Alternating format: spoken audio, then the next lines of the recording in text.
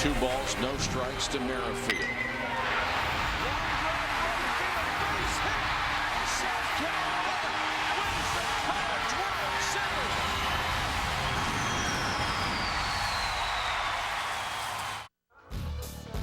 Welcome to Tallahassee. For 2 legendary programs, the final stop on the road to Omaha.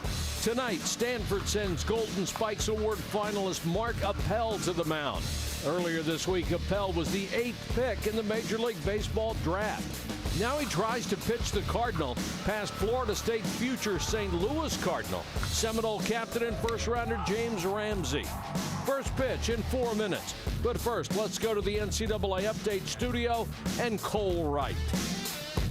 Thank you, Mike. Cole Wright and Ben McDonald, 1989 Golden Spikes Award winner here back in Bristol, Connecticut. And boy, oh boy, Ben, the action hot and heavy in your stomping grounds, Baton Rouge, Louisiana, LSU, and Stony Brook. Bottom of the 11th, this one back and forth until Mason Katz did that.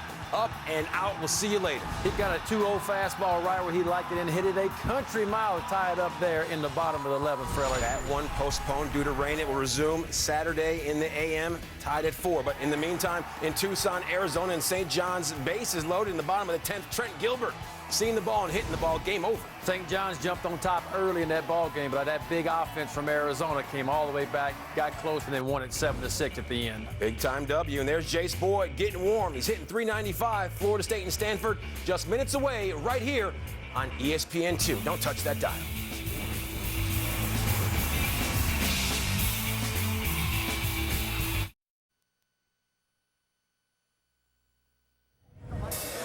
Welcome to ESPN's coverage of the NCAA Baseball Super Regionals, presented by Capital One.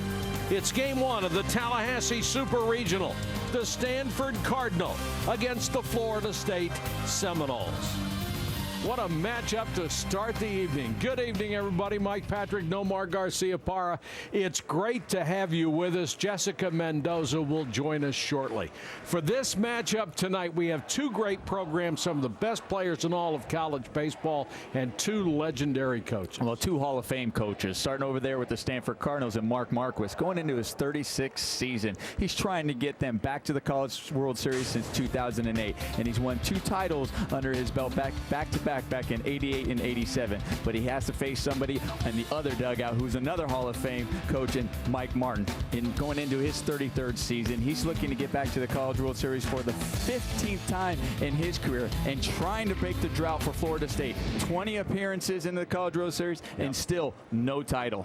The Major League Draft was last week, and Stanford ace Mark Appel was the 8th pick overall. A lot of people said, Nomar, he could have gone higher than that. A lot of people projecting to be number 1. They think he slipped down to the 8, slipping down to the 8. That's pretty impressive. No matter what slot he was in, he's still a force to be reckoned with. He comes in 10-1 this year. He has 129 strikeouts in 119 innings, and he comes at you with that fastball, a swing and miss breaking ball. And let's not forget, he's one of 3 finalists for the Golden Spikes Award, going to the top college baseball player. And Appel will have to deal with the ACC Player of the Year, James Ramsey, a first-round draft choice in his own right and the unquestioned leader of the Seminoles. Take a look at the starting lineup for the Stanford Cardinal. 41-16 this year. Jake Stewart will lead it off in center. Danny DeKroger plays second and hits second. Stephen Piscotty hits third and left. Brian Regura, the cleanup man. Austin Wilson in right. Alex Blandino will play third. The 7th hitter, Tyler Gaffney, the DH. Eric Smith, the lefty. Catcher bats 8th, and Kenny DeKroger is the starting shortstop in the 9-hole. Well, Stephen Piscotty was a supplemental pick, first round last week, draft 36 overall to the Cardinals. He's up for the John Olerud Award for the top 2-way player in college baseball. If we get into Game 3, we may see him as a starting pitcher on the mound. They will face Brandon Leibrandt, 7-2 with a 2.65 ERA. He gets the start here in the Super Regional just the way he did on opening day. The first freshman pitcher in the history of Florida State baseball to start on opening day. He's out of Alpharetta, Georgia. And the key for him today is command both sides of the plate. Misses with a fastball to Jake Stewart out of Fort Collins, Colorado. Lee Brandt with 74 strikeouts, only 25 walks in his 88 1/3 innings pitched this year. You can see his numbers up there on the board there. Like you said, 25 walks. Swing and a miss, 1-2 to Jake Stewart. Yeah. Third on the club in home runs as a leadoff man. He has 7.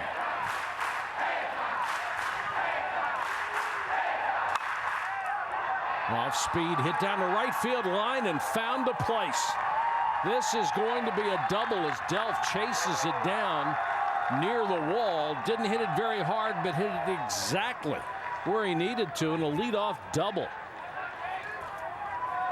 Well, Lee Brandt, we talked about his command coming at you with the fastball, but he's got a changeup that looks exactly like his fastball coming out of the arm slot. And give a lot of credit to Jake Stewart staying on that ball. Was out in front just a little bit and just used his hands to poke it over the first baseman's head.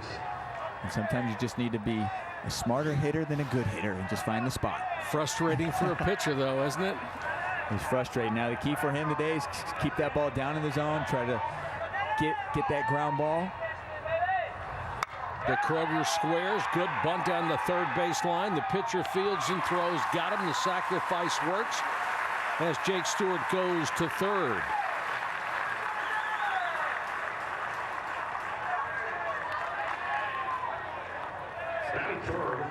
Well, you see the scouting report. He's got the changeup. Said he needs to command the inside half, especially with that fastball. That way he can go to the outside part of the plate on his off-speed stuff to get guys reaching and poised for a freshman to be able to start, first freshman ever to start for Seminole Ball Club. It's impressive. All-American Stephen Piscotty stands in, the starting left fielder, hitting .318, leads the club with 55 RBIs, and he's got a chance to give the Cardinal a lead here in the top of the first against Lee Brandt. Infield is in, and this is how much they respect the opposing pitcher, Mark Appel. They don't figure to get many runs off of him.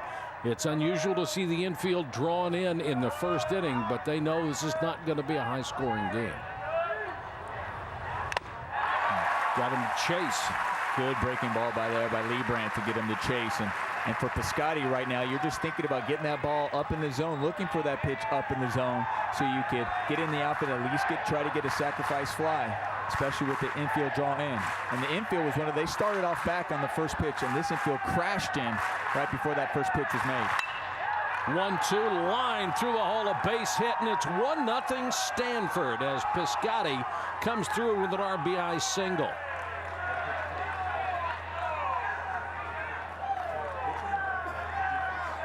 You know what Mike Martin was thinking with Appel pitching, 1 run might be enough. Well, we talked about location. That's a great example. We saw right there the catcher was looking for the ball inside. McGee wanted that fastball in, and it ended up being out and over the plate. And for a first rounder, Piscotty, he does a good job staying on that ball, going over the other way and getting an RBI. Brian Reguera, sophomore out of Arlington, Texas, stands in. He hits .324 on the season. Waved at that one and foul tipped it. Well, with Mark Appel on the mound, this is an excellent stat you want to see. 15-1 when scoring in the first inning. It's so important to get ahead in any game, but when you get into the playoffs, it's even more important because you're facing better pitchers. Another looper to center, and Ramsey with the dive can't come up with it. And Reguera is aboard. So only 1 ball hit hard in this inning, but 3 hits and a run. Well, this could be very frustrating for any pitcher. You make a good pitch, you miss 1 pitch, and the guy hits it hard to right field for an RBI. Then you come back inside, you jam a batter, and he's able to bloop that in front of your center fielder, making an excellent effort there, trying to come up with it. Lee Brandt, of course, been around baseball a long time. His dad, Charlie, a longtime major leaguer, most of those years with the Atlanta Braves. So he knows what it's like to be in these kind of situations. You just got to shake it off if you give up a couple of bloops. There's nothing you can do about it except try to get the next guy. You can't take it back. You can't. And Mike Martin talked about the poise as in his freshman pitcher.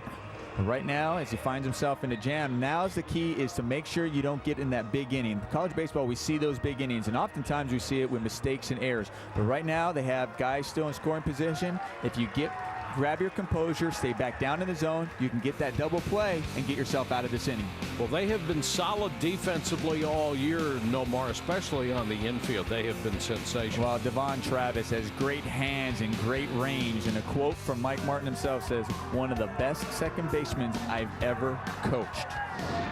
He's had some good ones, too. Yeah. I mean, 33 seasons, 33 years of second baseman. Wow.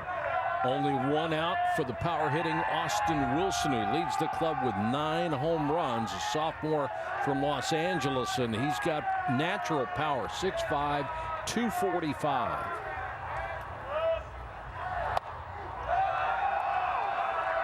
Well, I think when you're that big, it is natural power. I don't think you have to do too much when you're that big. I was down there in batting practice and watching some of these guys, and I didn't want to stand next to Austin. I was scared. Even though he was a really nice guy, but I was still scared. Chop to third, could be 2, steps on third. Sherman Johnson across for the double play, and they get Lee Brandt out of the inning. But a run across on 3 base hits, and Stanford takes the early lead here in the Super Regionals at Tallahassee. The double play ends the inning.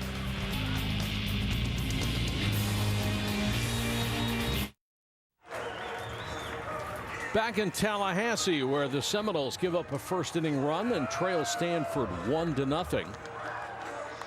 Take a look at Mike Martin's lineup. His Seminoles come in at 46 and 15. Sherman Johnson, who started that double play in the top of the first, leads off and plays third. Devin Travis at second base. James Ramsey, the Golden Spikes Award candidate, plays center field and hits third. Then Jace Boyd, the cleanup man. Stephen McGee, the catcher. Justin Gonzalez hits sixth and plays shortstop. Josh Delph in right field. John Holland, the DH tonight, the left-hander. And Josh Brizuela, the left fielder, will hit ninth. Well, we hear a lot about James Ramsey for FSU, but Jace Boyd is the man that protects Ramsey in that lineup. And Jace led the ACC in hits and batting average at a .395 clip. Mark Appel, the All-American, the 8th-round draft choice of the Pittsburgh Pirates. Can touch mid-90s. Touches mid-90s regularly. But he is hittable. There's not a whole lot of movement on it. He gets more movement when he's 90-91, doesn't he? When he's 90-91, down in the zone, he'll see more of that movement. Keeps it up in the zone. It seems to flatten out. But he also has a good sharp breaking ball and a good changeup to go with it. Sherman Johnson, normally a very patient leadoff man, has 63 walks. The numbers on Mark Appel's sterling record of 10-1 with a 2.27 ERA, 127 strikeouts, led the Pac-12. He only walked 26. And he's pitched at least 7 innings in 14 of his 15 starts this year. How about that? Takes a called strike. Johnson with those 63 walks, second in the nation. Only 6 behind the national leader. Needs 7 in the playoffs to have the most this year in NCAA baseball. Chopped on the ground toward Danny DeCroger at second base, and he throws him out. 1 gone. Well, we talked about his mid-90s fastball, that plush slider and changeup that he has, but good mound presence. Like you said, he's hittable, but he's not afraid to pitch to contact. He's not out there always looking to just strike everybody out, even though he does have pitches that put away breaking ball to strike you out. Devin Travis stands in, a .310 hitter on the season. Leads the club in doubles with 22. Bounce to third. Blandino. Easy play, high throw, and gets him. And let's check in with Jessica Mendoza. Jessica. Well, Nomar, you mentioned in the Open how Appel's had a heck of a week with the draft, winning regionals last week. Well, Stanford's also in finals, and Mark Appel has a final right after the game. His professor's not giving him any leeway. He has until midnight to turn it in. They're going to allow him to shower, but it's an intro to optimization class for his management science and engineering degree. You know, a little geometry, a little duality theory, a lot of fun for a Friday night. Well, at least he gets to take a shower first. Wasn't that nice? I wouldn't want to take that final without cleaning up. I mean, and here he's supposed to be worried about the super regional facing a guy like James Ramsey. Yeah, this may be a tougher exam than the one he's going to get later. Ramsey, a big-time hitter at 385, 13 home runs, 55 driven in. A senior from Alpharetta, Georgia. He's one of those 5-tool players that don't come along all that often. Top 10 nationally in 5 offensive categories. Off speed by Appel is in there for a called strike. And I think James Ramsey has a 6th tool that they don't measure, and that's heart. Absolutely. Goes out there and plays to win every single day. Drafted in the first round by the Cardinals as a senior. And this one is served into left, and it will drop for a base hit. Ramsey gets the first hit for the Seminoles.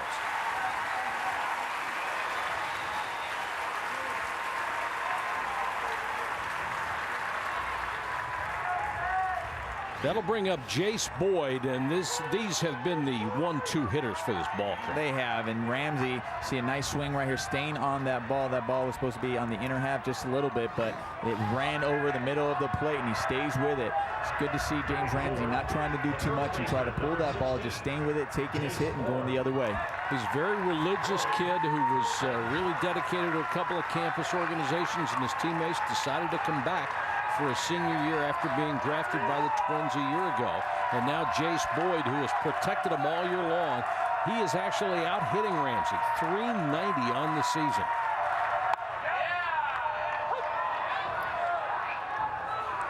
And we got Jace Boyd, who is a 6th-round draft pick, the 200th pick overall for the New York Mets.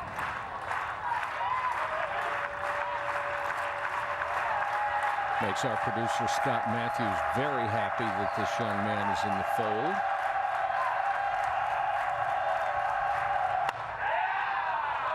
Fastball on the corner, 0-2.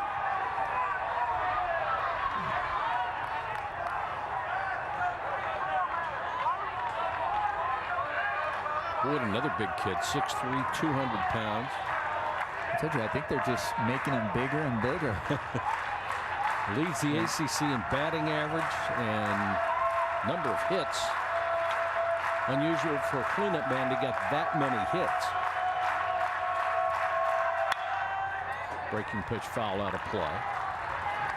Right, but I also think that now these new bats, these BB Core bats that have really changed the game. It's not so much just big home runs all the time. It's made it tough on managers like Mike Martin. It also changes the way he has to recruit. You see a lot of more small ball. We already saw a sacrifice bunt in the first inning. So, you know, even a full hitter may not have a whole lot of home runs and just needs to drive in guys. Fisted towards second on one hop to DeKroger, and he throws him out. So a base hit, 1 stranded for the Seminoles. We have played 1 in Tallahassee, and Stanford leads at 1-0.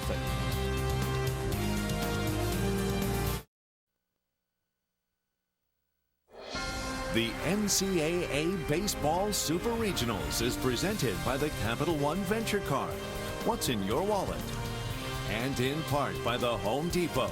More saving, more doing. That's the power of the Home Depot. And Samuel Adams. Take pride in your beer.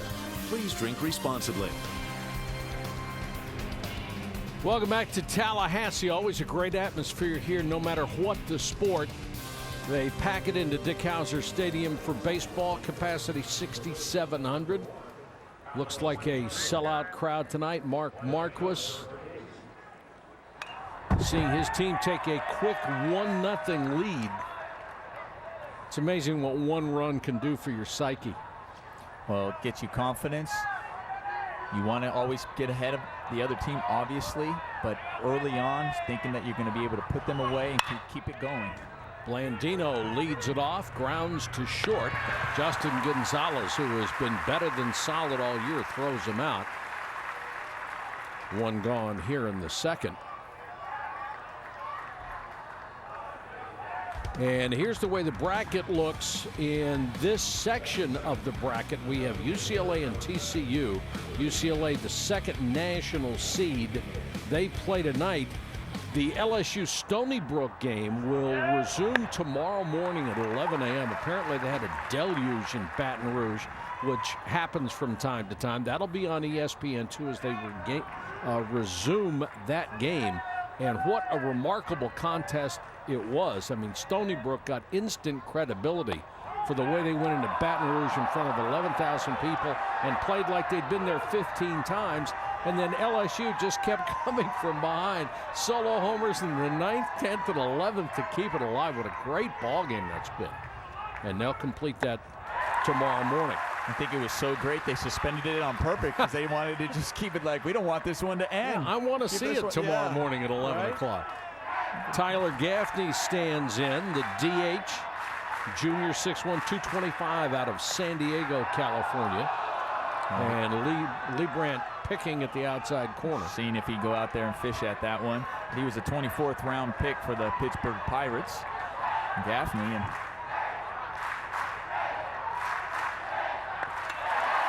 good job. Swing and a miss.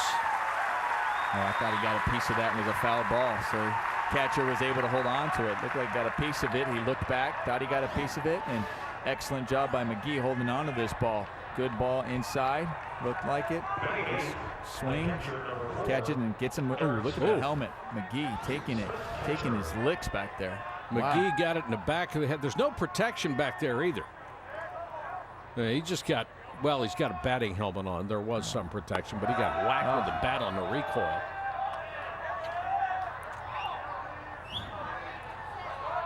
If I'm a catcher, I'm wearing every piece of equipment they got. I'm wearing the whole hockey goalie outfit. Absolutely. Yeah. Eric Smith, the catcher, stands in. 1-1, 2 out, nobody on here in the top of the second for the Stanford Cardinal.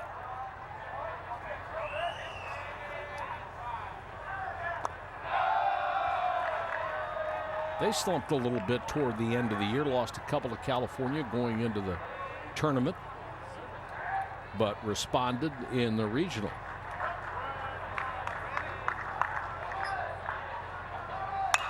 Smith, who will go with the pitch, pops this one up.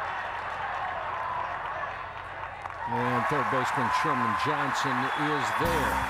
3 up, 3 down here in the second. Go to the bottom half of the inning in a 1-0 game.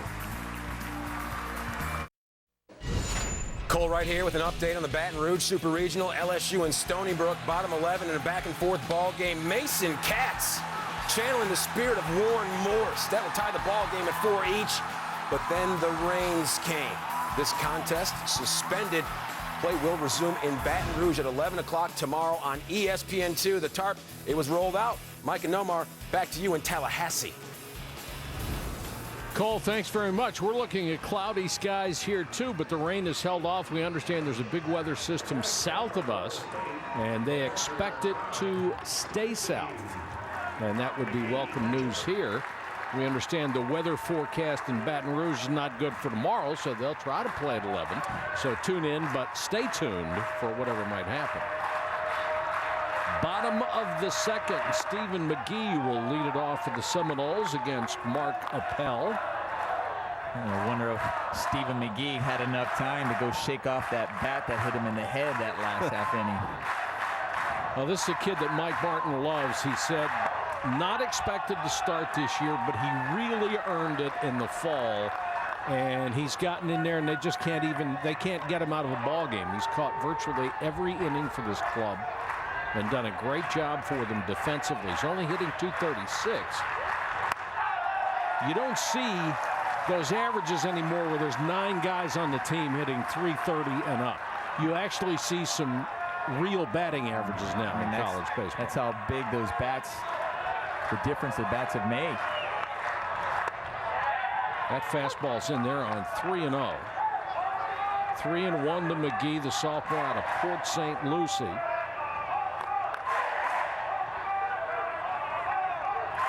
Older brother Mike played for this ball club, pitcher and outfielder.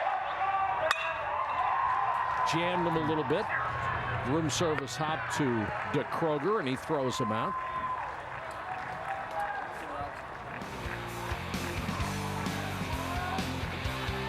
Well, we see the Stanford defense here, and the captain of this defense is Eric Smith behind the plate. Now, he started his career at Stanford as a middle infielder and was converted to a catcher this year. And that conversation took place on the plane ride home last year after they lost in the Super Regionals to University of North Carolina.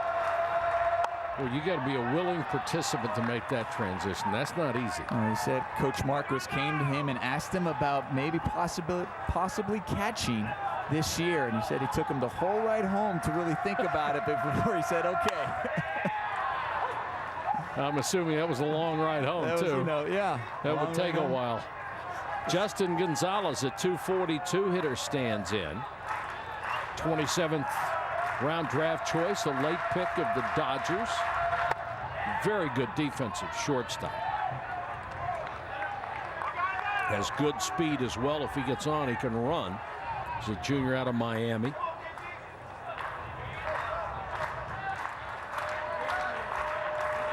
Appel has been impressive so far. Everything on the ground until this one. Hammered down the right field line and foul.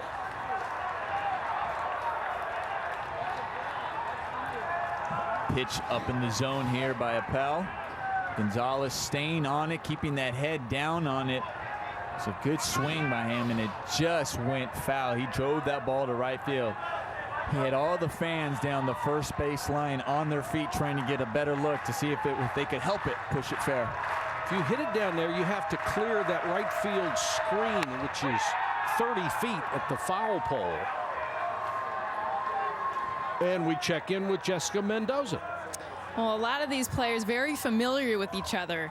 James Ramsey of Florida State, Mark Appel pitching right now, playing together last summer in the Cape Cod Baseball League for the Yarmouth Dennis Red Sox. And in fact, they all went to dinner last night. Got some Mexican food, a little Dairy Queen, talked the game, but also very close friends.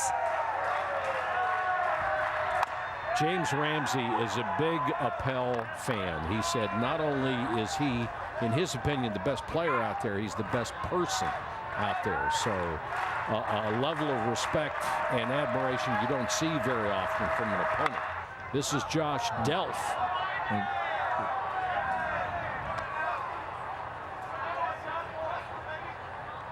James was telling me, too, playing center field behind Appel, how much he learned. He's like, God, I had the best view. I could see what he was throwing, and I figured, I can hit him. But he's like, it's one thing to know what's coming. It's another thing to know how to hit it.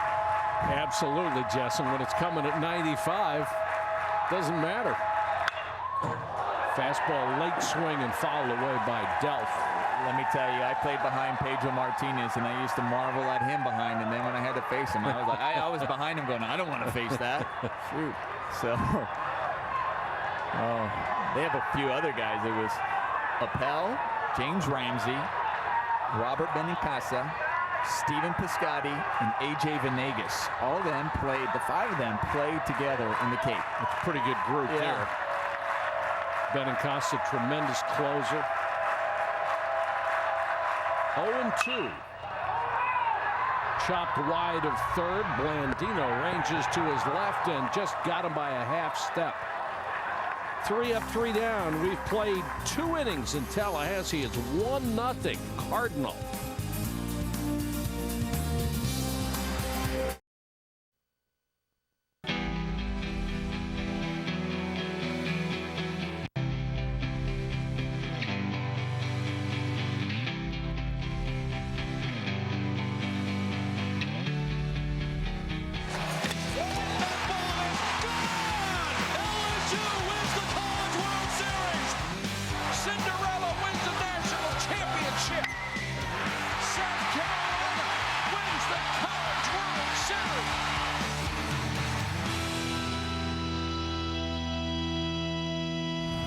It is a magical event in what has become a magical place in Omaha, Nebraska. The greatest support for any event you will ever see.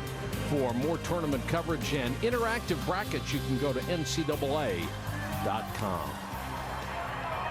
And with the new stadium and the new bats, we're going to see a lot of low-scoring game. It's going to be baseball again instead of, I'm not sure what it was for some time, but it's baseball again, and I love it. You didn't like all the home runs? You didn't like the 23 to 22 ball games? 18-17 isn't even a T-ball game.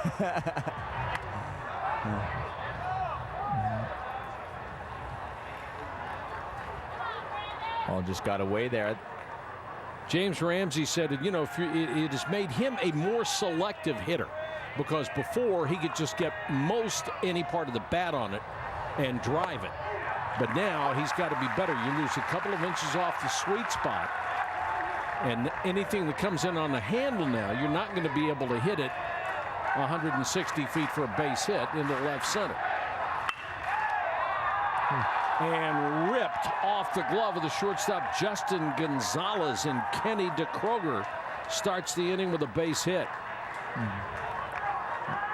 Kenny DeKroger crushed that ball right at Gonzalez. And this is that one where it's a line drive and you don't know how that ball is going to come up on you. And he stays down. Look at this nice swing down on the ball, head down, extend those arms, and drives through the ball. And not just through the ball, but through Gonzalez as well. Exactly. DeKroger, the older of the brothers, he's a junior out of Woodside, California, on at first. He's only stolen a couple of bases this year. Jake Stewart back to the top of the order, takes a high fastball. As Stewart was showing bunt, he put the bat on the ball in the first inning and sort of poked it down the right field line for a double and scored the game's only run. You can see all of these guys, this lineup, they're all going to square around. They're all going to willing to sacrifice themselves to get the guy in scoring position.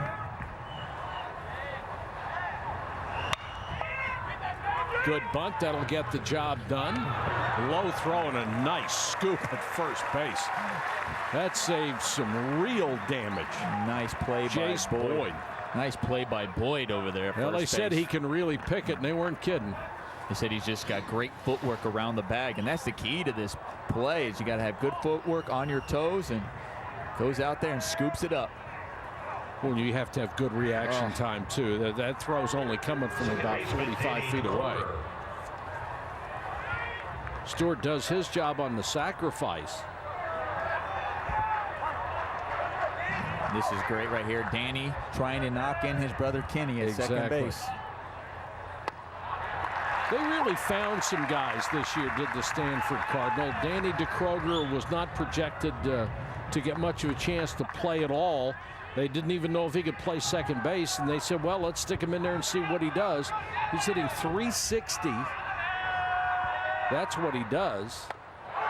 And they moved him up in the lineup against a left-hander for this ball game.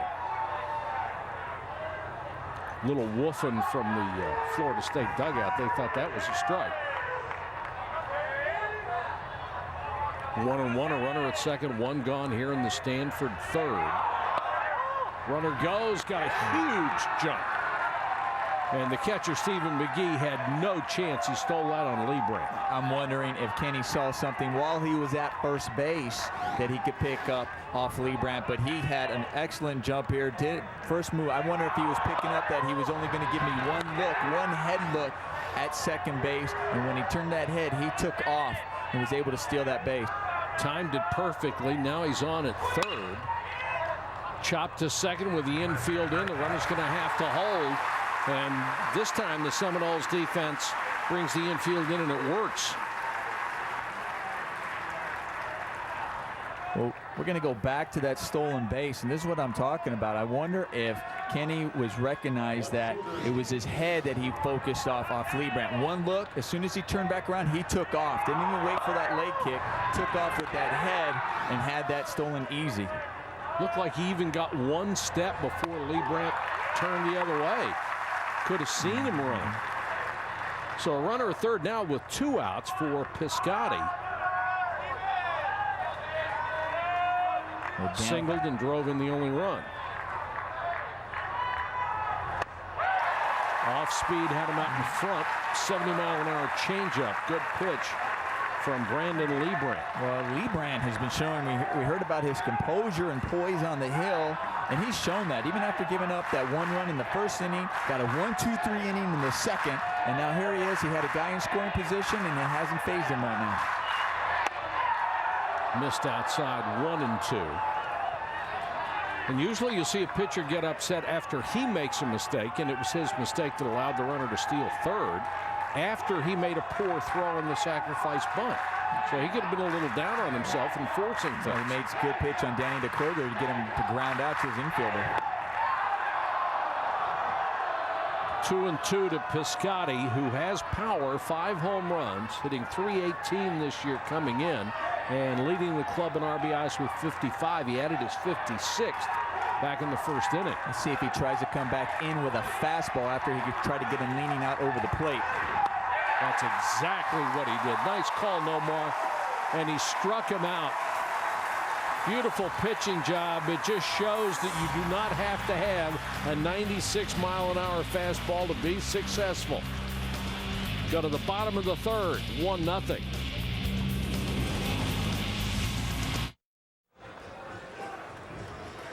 Seminoles of Florida State will come to bat in the bottom of the third with only 1 hit. They trail Stanford 1-0 here in the opening game. Best of 3 at the Super Regional in Tallahassee. And Mark Appel has been cruising along through the first 2, allowing just that 1 base hit. He'll face the 8, 9, and number 1 men in the order.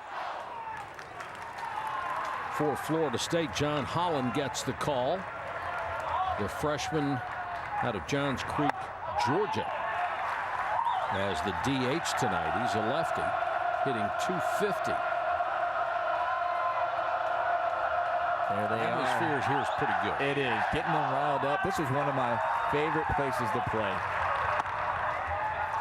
Well, they had a lot of respect for you, but not a lot of love, because you pretty much tore them up when you came down here.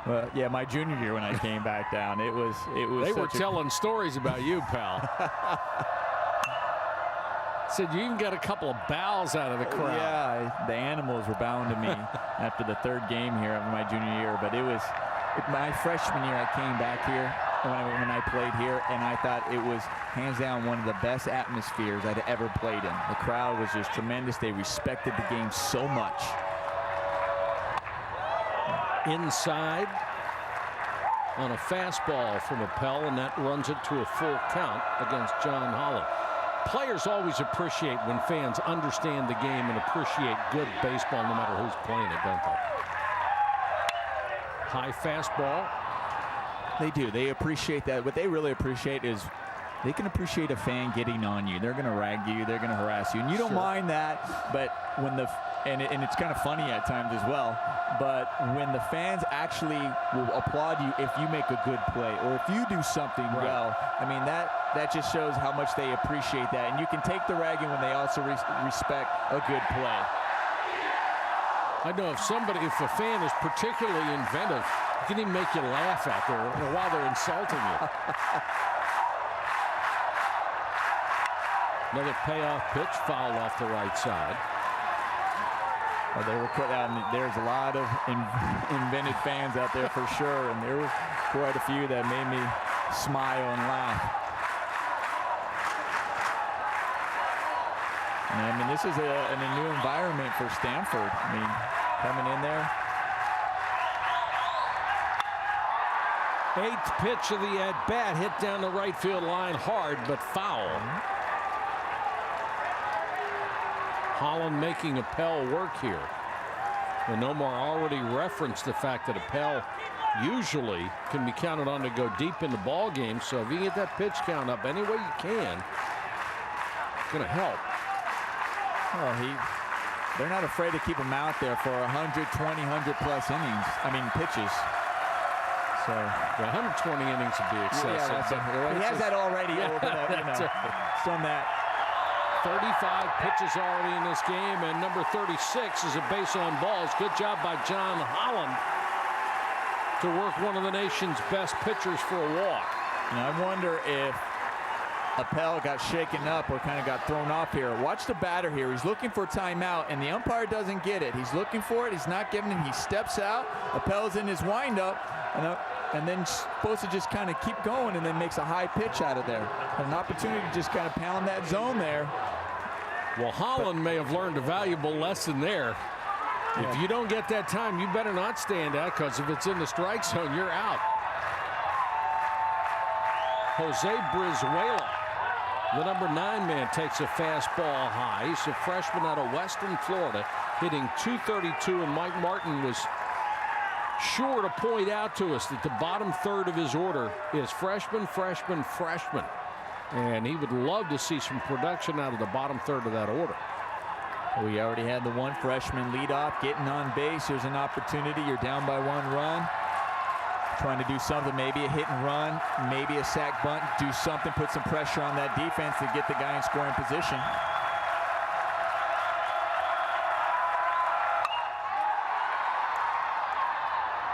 In the air to right, and caught by Austin Wilson for the first out.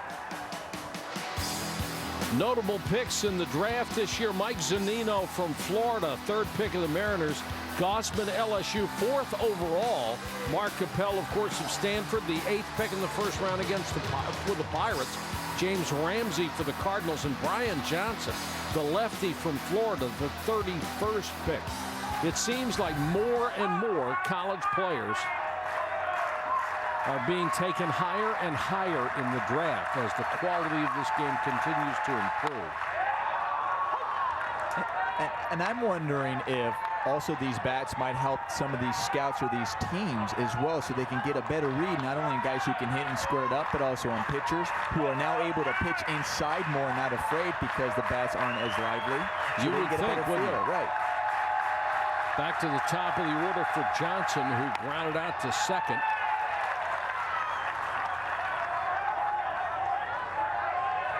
One on, one out here in the Seminole 3rd.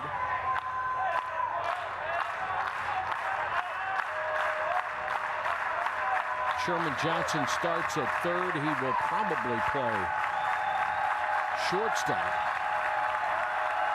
later in his career. Good enough to do that. And that one hit him.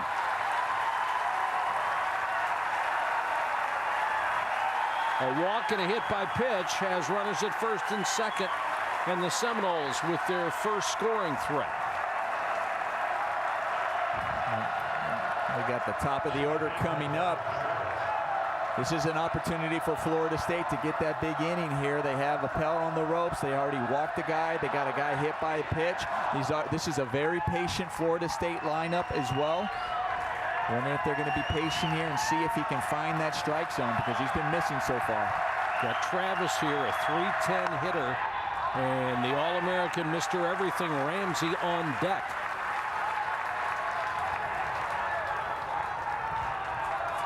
Would it be two guys who really like each other, are friends, and first-round draft picks against each other here in the bottom of the 3rd in a big situation?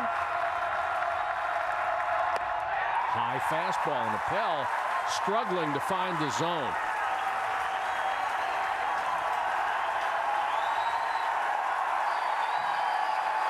Nine pitches have missed the strike zone in this inning, and Rusty Filter, the pitching coach, wants to come out and talk. Perhaps he has seen something in his mechanics.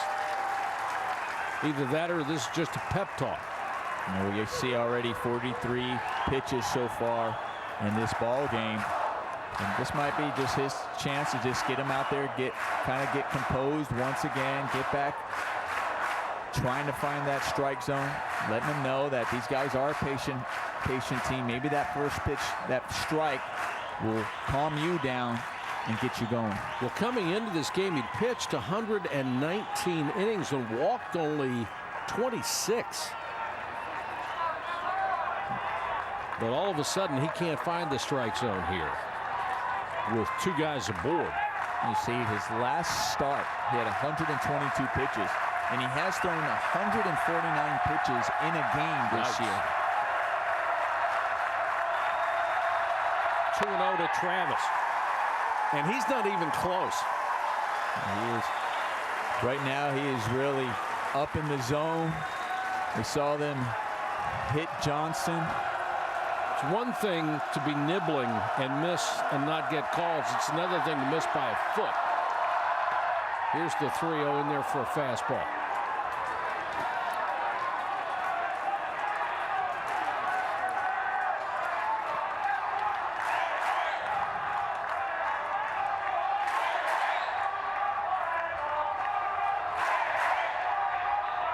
Here's the 3-1. Fisted in right. Wilson makes the catch. And he has an exceptional arm. Nobody is going to take an extra base on Austin Wilson.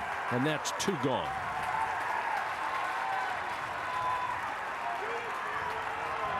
Mark Capel's parents, Pat and Sandra, and his brother John on the far right of that 3 people in that group. It's great to see that they're able to make it because they live out in Beijing now, because that's where his father works. How do you get from Beijing to Tallahassee? I can barely get there from Washington, D.C.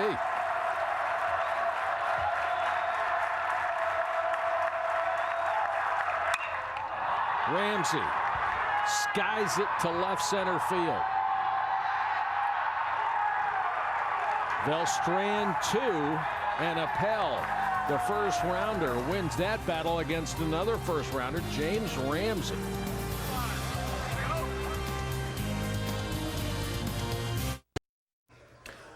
Cole Wright and Ben McDonald back here in Bristol, Connecticut, and in Tallahassee right now, Florida State and Stanford, and the Cardinals, Mark Capel, lacking in the velocity department, Ben. Yeah, I mean, we heard a lot about 95, 96 miles an hour. Haven't seen that yet. I mean, he's been sitting 88 to 91 right there.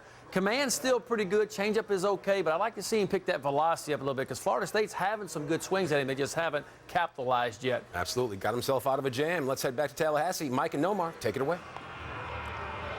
All right, thanks, guys. And that's, you know, it's always concerning when you see the velocity is below what you think it should be. Right, when you're expecting that mid-90s coming at you, and you're at about 90, 88 and 90. And I wonder if he's somebody who tries to pace himself a little bit as well as he's on the mound. I mean, we talked about his last outing, he threw 122 pitches. Right. And we said he's thrown 149 once in a game.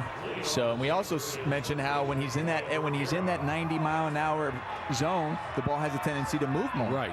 But I know you mentioned, I like to see him try to get that fastball. He was able to get out of that. I mean, they had him on the ropes, had an opportunity, and he was able to get out of a jam. Top of the 4th starts with Reguera, the cleanup man, who singled in the first inning.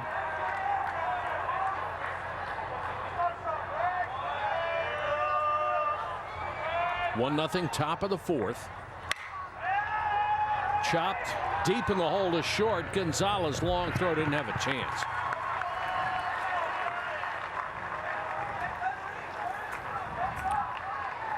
The Eastern Conference Finals continue on ESPN Saturday night. It will be Game 7. It all starts with the Kia NBA Countdown at 7:30. The Celtics against LeBron and the Heat, the NBA Eastern Conference Finals, Saturday on ESPN, ESPN3, also live on WatchESPN.com and the Watch ESPN app. What a monumental disaster it would be for Miami if they do not win Game 7. Close throw at first. It was a good move by Lee Brandt over there to first base. Just almost got him leaning. And just got it in there. Those lefties, they can get away with anything. Third time that the Stanford Cardinal has put the leadoff man aboard in 4 innings. They capitalized in the first. Well, we've seen them sacrifice bunt. Both times they get the leadoff runner on. But Austin Wilson, so big, I can let him swing away. I was going to say, we'll find out if the guy 6'5", 245 knows how to sacrifice bunt. 1-1 from Lee Brandt, who has given up 5 hits, but only 1 run.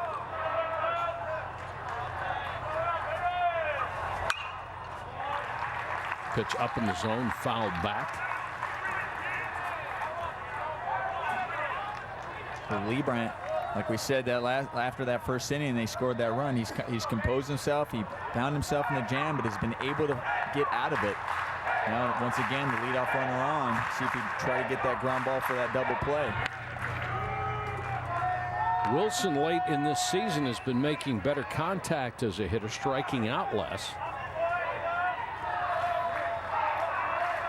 To go with his power, he leads this club with 9 home runs.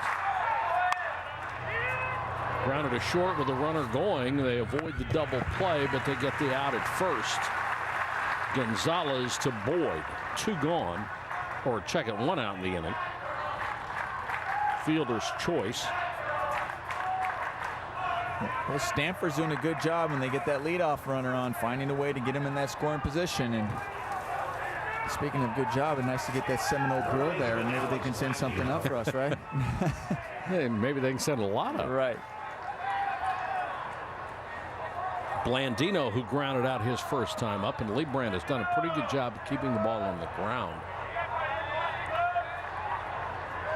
I mean, he really has. Even in that first, when they scored that first run, I mean, there was only 1 hard hit ball in that first inning, and they were able to get that run.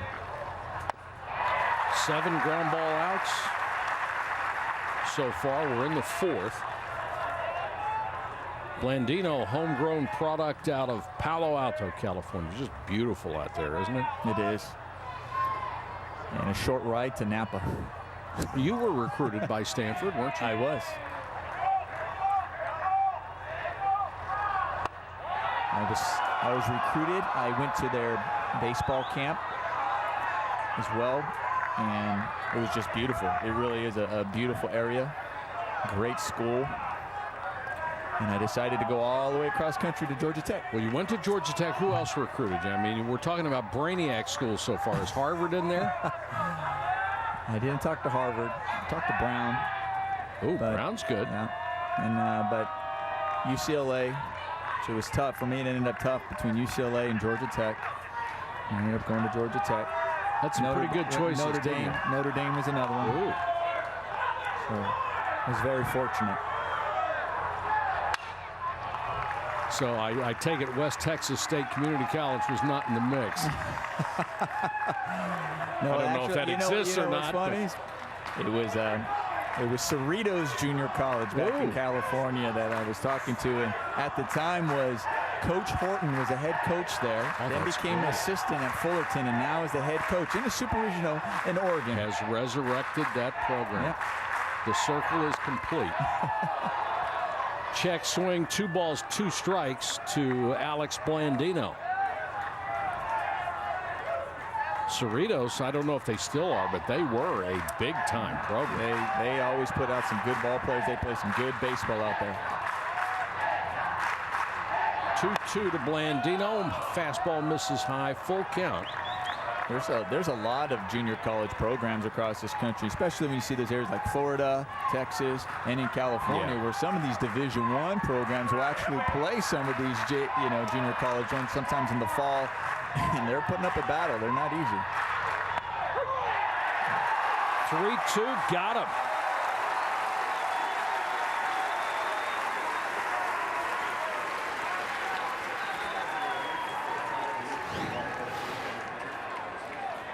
Well, that ball was supposed to be away, and it comes in and crosses the plate, and he thought it was inside. You see him trying to move out of the way. The umpire gave him that. Mike Moore staying with that pitch, even though the catcher wanted that on the outside. He missed his spot, and that ball came back in the inner half, and he was still calling it, following the pitch all the way to call it. Yeah, a lot of times that crosses up the umpire when the catcher sets up in one position and then has to sort of lunge to get somewhere else. You rarely get the call. And it also, when you see the catcher have to move his glove that much, it just looks. In the dirt, good block by McGee. It's another good block, good job by the catcher. But it looks sometimes for umpires, they go, why? Well, you missed a spot. I had to see the glove move that far. That looks awful if I'm calling that a strike. Right.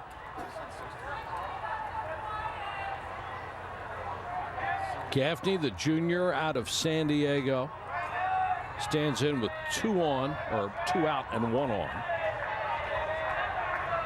hitting .240 coming in. Struck out his first time up. Skies this one on the infield. Devin Travis, the second baseman, makes the catch. Charlie Lee Brandt, the father of Brandon, pitched for that man. Dick Hauser, the legendary coach here and then in Major League Baseball. 2014 FIFA World Cup qualifier on ESPN. USA versus Antigua and Barbuda. Landon Donovan off the corner kick. Carlos Bocanegra, Donkashane. 1-zip stars and stripes. And Mike, Nomar surely keeping a close eye on that one from the pitch.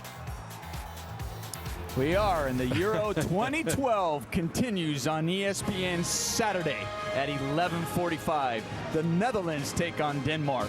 Then at 2:30, Germany versus Portugal, Saturday on ESPN. 4 of the top 10 teams in the world tomorrow. Very good. This is why you do that promo. Jimbo Fisher, the great football coach here at Florida State, was up in the booth saying hello earlier. He grew up in West Virginia like I did. Neither one of us saw a soccer ball when we were kids. Well, Jace Boyd getting a nice single up the middle, but last inning in the third inning, Appel had a couple of guys on base. Then couldn't seem to lose the strike zone a little bit, then settles down and is able to get a fly ball out to right field, and then to get James Ramsey, the captain, to pop up to center to get out of that jam. It's only the second base hit given up by Appel in 3+ innings. Stephen McGee stands in. He grounded short his first time up. Let's see if they want to do something with Boyd. Sacrifice, hit and run. Try to get somebody moving. You can see still throwing that fastball in that 88 to 90 range. But if it's going to be very effective if he can keep it right there down in that zone, especially with a leadoff base hit. Try to induce that ground ball double play.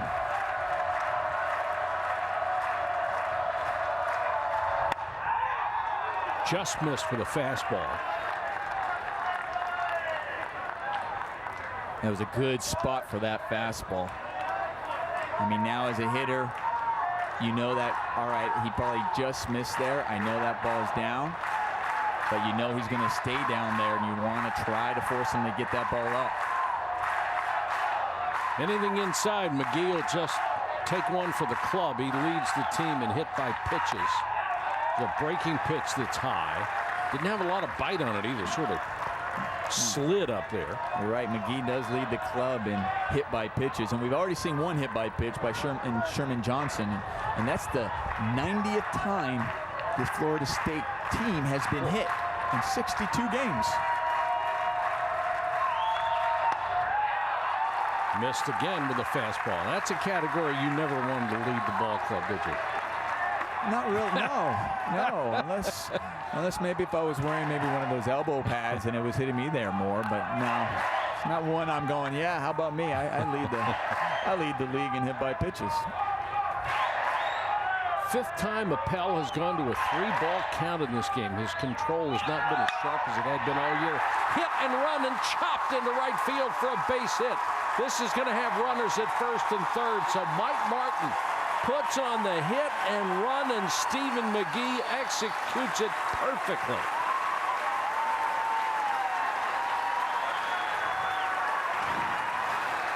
Well, you see Jace Boyd getting that jump and peeking in for that hit and run. It's a 3-1 count, trusting your hitters that he make sure he gets a strike, but he gets on top of that ball, going the other way, executing it perfectly.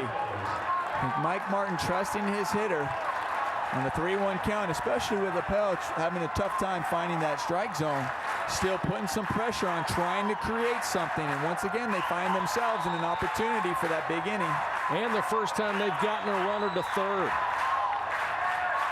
And it'll set it up for Justin Gonzalez, who has driven in 34 runs this year with a .241 batting average. He's 0 for 1 tonight. You're not going to get too many chances against a guy like Appel. If you don't take advantage now, you may not get another one.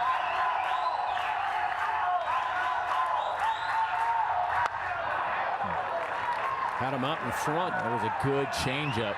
to start them off with. And we can see the middle of the infield, they're playing back. They're not in. They're willing to concede that run to try to get a double play. So Gonzalez's job with that defensive setup is just hit the ball somewhere on the ground.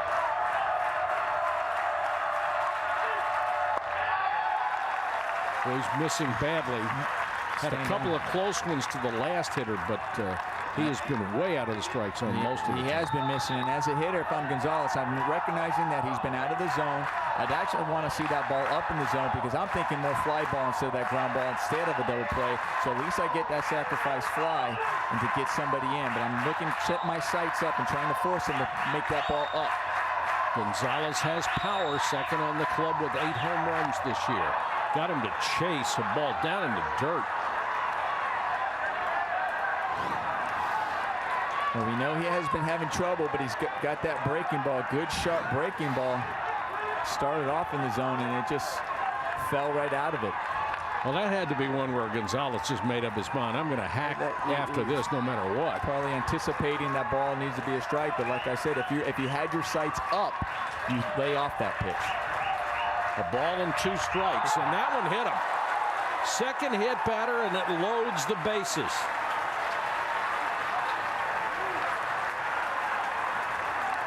Well, Appel is digging himself a huge hole here. Well, you see that ball getting away from him and hitting him square in the back. Ouch. That's going to leave a mark. But tell Gonzalez, don't rub it, and good thing this inning's still alive. We have the bases loaded. Josh Delph with a chance to be a hero for the Seminoles here in the 4th. .270 hitter, no home runs. Has driven in only 8. The freshman from Bartow, Florida. And Mike Martin has said, here's the way I did it when I was a center fielder. He hit .340 for the Seminoles. Bases loaded, nobody out in the Florida State 4th. Delph grounded to third. His first time up. Couldn't hold up, 0-1. And what have I been saying? When you have a guy who's having trouble finding the strike zone, you just look for that one good pitch. It's not about being super aggressive, and I'm an aggressive guy, but you want to be aggressive in one zone. You don't have to open up the zone. Seminoles looking for that first big hit with runners in scoring position. Nice breaking ball from Appel, 0-2. And it sets you up for a good breaking ball, but you can see Mike Martin. He's talking to the on-deck colonel. Now there he goes. Just good pitch. Looking for that good pitch. Recognizing that he is having trouble finding that strike zone. Appel looking for a punch out here.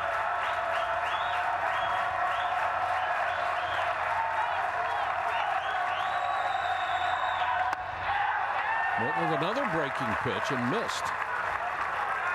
He was ahead in the count. Come back with it. He threw him a good breaking ball for a strike. Boyd at third. That's McGee at second, and Gonzalez, who was hit by a pitch, down at first. A ball and 2 strikes to Josh Delph. Missed with a fastball. 2-2.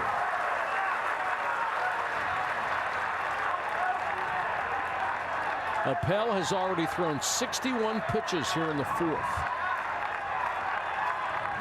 And if you missed it, he's got to take a management and science and engineering final as soon as the game's over. Welcome to Stanford. Breaking pitch on the ground toward short. Bobble. They're not going to get anybody. Kenny DeKroger had a sure out at second base, bobbled it, and a run scores. We're tied at 1. A good job by Josh Delph staying with this ball. He hit a hard ground ball, and he stayed with it. And I wonder if the runner at second base might have gotten in the vision of DeKroger over there at shortstop. You see him moving, and he just goes over that. I don't know if that really interfered with him at any spot. I think the ball just came up with him, ate him up, and he wasn't able to come up with the play. Lonnie Capella had started the season at shortstop but was injured, and DeKroger moved over from second base. Has done an outstanding job at that position all year long. Just boots it, and the throw to his brother covering second base, not in time. So they're still loaded, still nobody out. And now John Holland, who walked his first time up, takes one low and in. And Appel is really struggling with his control. Right now you're facing the number 8 hitter in the order. He's a big-time #1 draft choice, won 10 of 11 games this year. He's got to get out of this jam, and conversely for Florida State, you've got to get a base hit in this situation from somebody to take advantage. And I'm wondering if after the week he's had, if he's just a little bit worn out, not just, physically and mentally, especially mentally. I mean, you get the draft that you get picked 8th overall, and and I know there's probably heard some rumblings over at Pittsburgh. I know they weren't too thrilled with him just coming out with that statement, but he was telling us his week. He's like, I'm over at a family friend's. My parents, I haven't seen them because they've been in Beijing, and it's tough to keep in contact with them because of the hours. So they're here seeing me. I just want to spend time with them. And oh, by the way, I had finals all week as well. There were finals I had to study for, and we talked to him yesterday. I remember talking to him yesterday. I go, what are you guys doing after practice?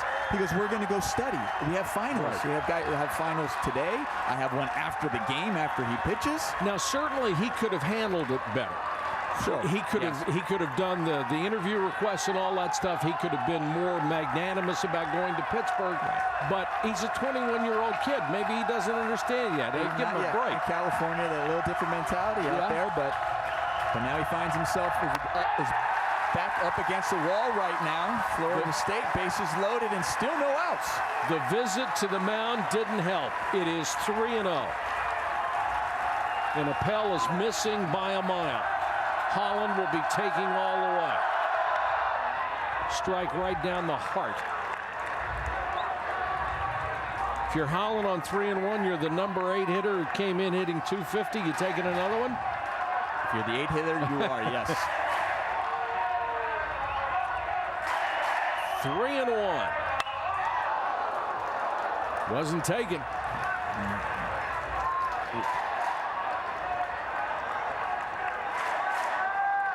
Wasn't the pitch, and I think that ball might have been close. Questionable whether it was a strike. It was inside there. I thought it was inside. But now he has to come at you again. He can't afford to walk you. 3-2, sacks loaded, nobody gone. 1-1 here in the 4th.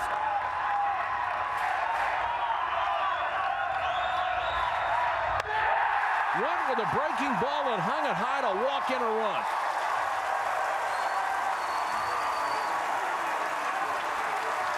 I don't know if your fastball is your #1 pitch. If you're in this situation, you want to throw a curveball. Well, I think everybody is going, here's a fastball.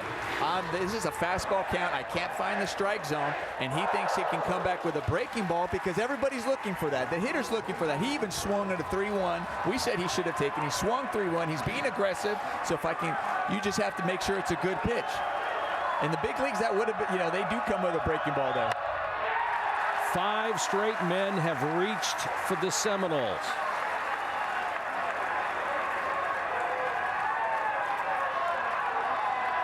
Jose Brizuela. Fly to right his first time up. That one's inside. Ooh, that almost hit him. Yeah, it did. It was not only inside, but that almost hit him. And you're noticing all of these Florida State batters right now are getting themselves into hitters' counts. They're ahead. See, now, once again, I keep talking about, now you just get to hone in on one zone, and if that ball is there, then you let it fly. Appel has hit the 70-pitch mark. He's behind 2-0, 3-0.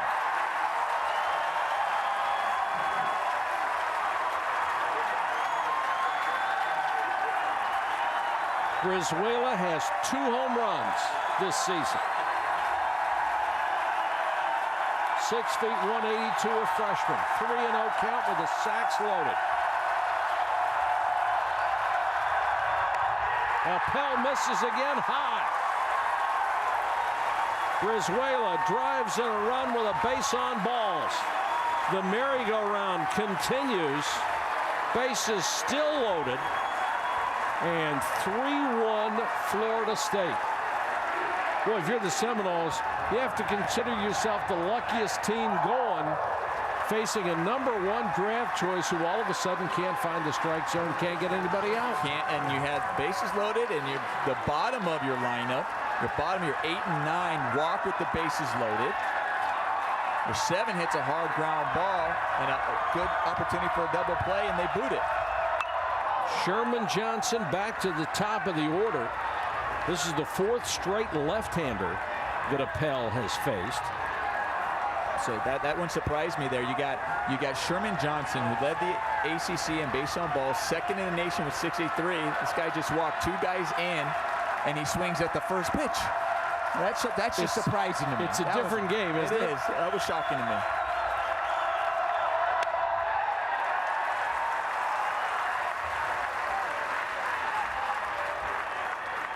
Three-plus innings.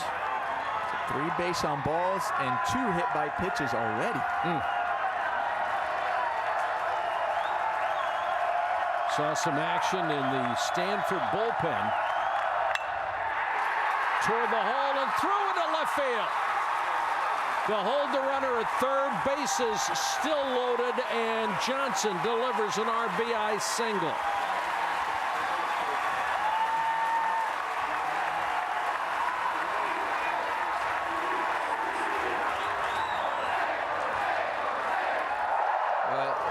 Sherman Johnson, I really like him staying with that ball and going the other way with it, because in this situation, you're going, as a hitter, I could be the guy that can drive in all 3. This guy's not finding the strike zone. I'm going to take a big swing, but instead he goes the other way and gets a nice base hit and is keeping this merry-go-round inning going.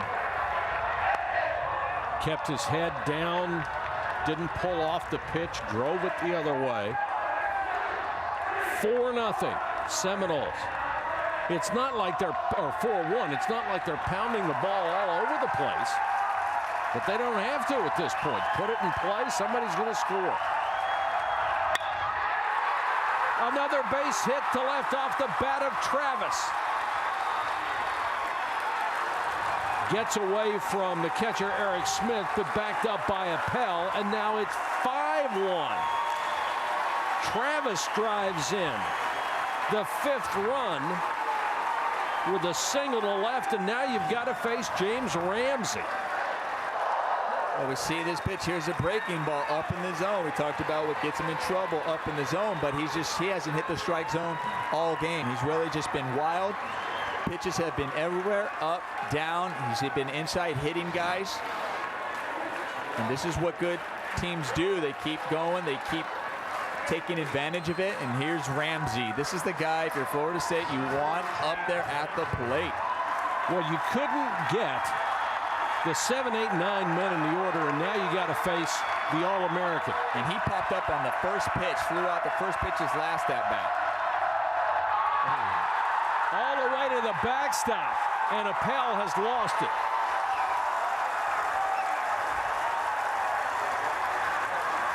As Bob Uecker might say, ball 12.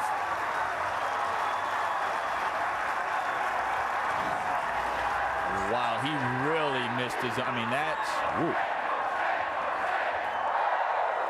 wasn't even close. Went over to the backstop.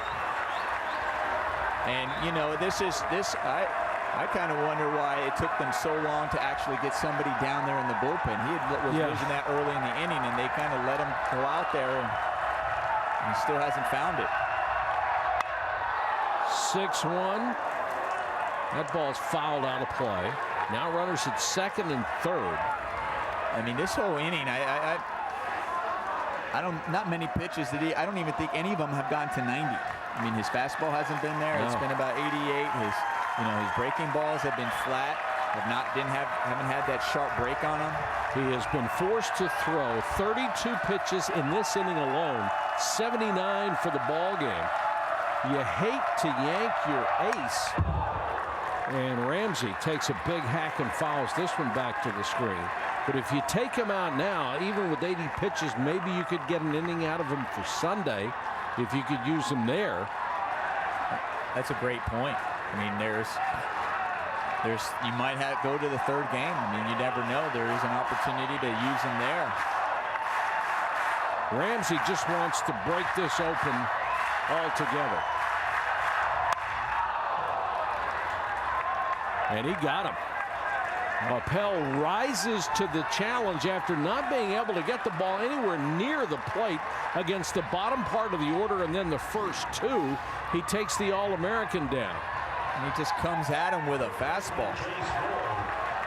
And it was on the outer half, and it looked like, I think James Ramsey wanted to do a little bit too much with that ball. Yes, he did. We talked about Sherman Johnson, what he did on that same pitch, staying with it and just going the other way. Ramsey, I think, wanted to pull that over there, make a statement, and hitting that to the wall. Yeah, if he ran into that one, it was going to go 420, and now they're going to do the smart thing and walk Boyd and load up the bases. 10th man to come to the plate in the inning.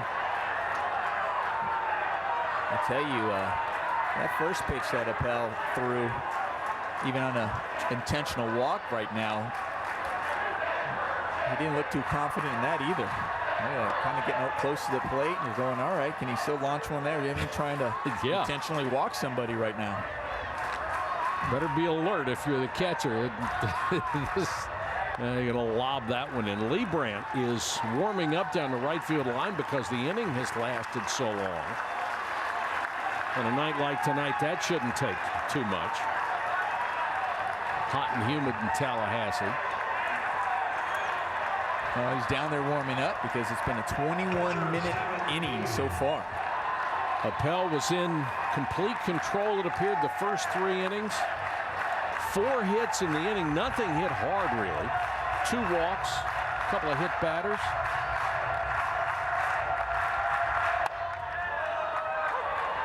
Called strike to Stephen McGee. He singled his first time up in the 4th on a hit and run that was a key play in this inning.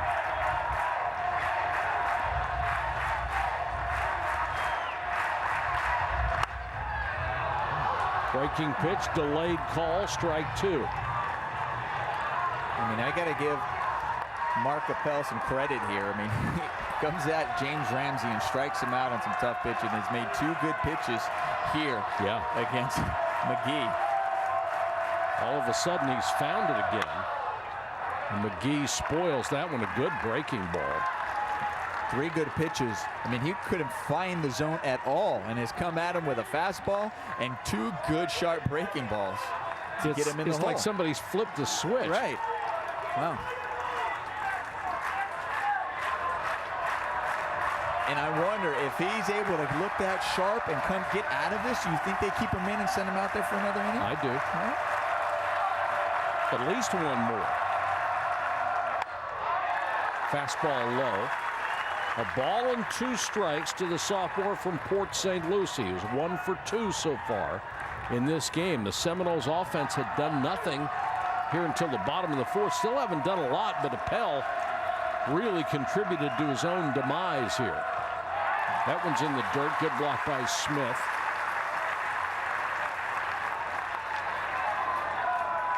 Smith, Nomar told you, was converted as an infielder. He is still working on his catching skills. And this is only the 3rd time 6 or more runs have been allowed this year, all on the road. High fastball lined to straightaway center field, and Stewart will come on to make the catch, but that'll get another run home.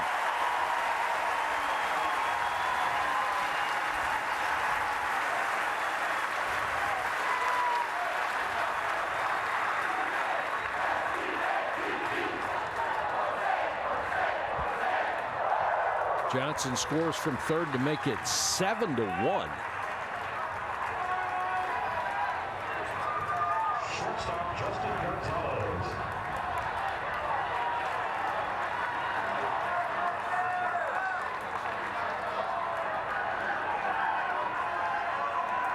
First and second now, 2 out for Gonzalez.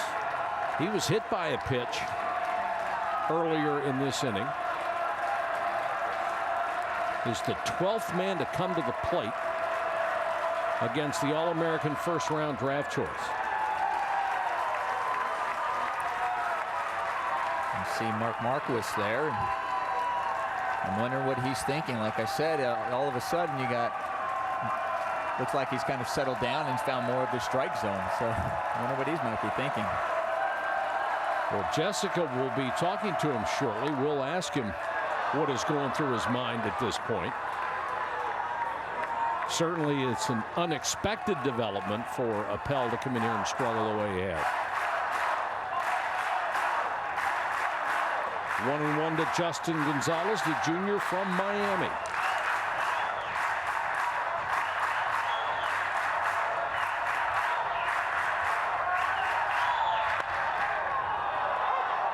Breaking pitch in there for a called strike 1-2. I'd say ever since he faced James Ramsey, he got the first out of the inning with a strikeout. He's looked like he did the first 3 innings. You're right. Somehow that snapped him back out of whatever funk he was in. That was a good-looking breaking pitch, and he gets another strikeout. So Gonzalez is gone. A 25-minute, 12-hitter experience for the All-American right-hander. And the Seminoles are up 7-1. Thank you very much.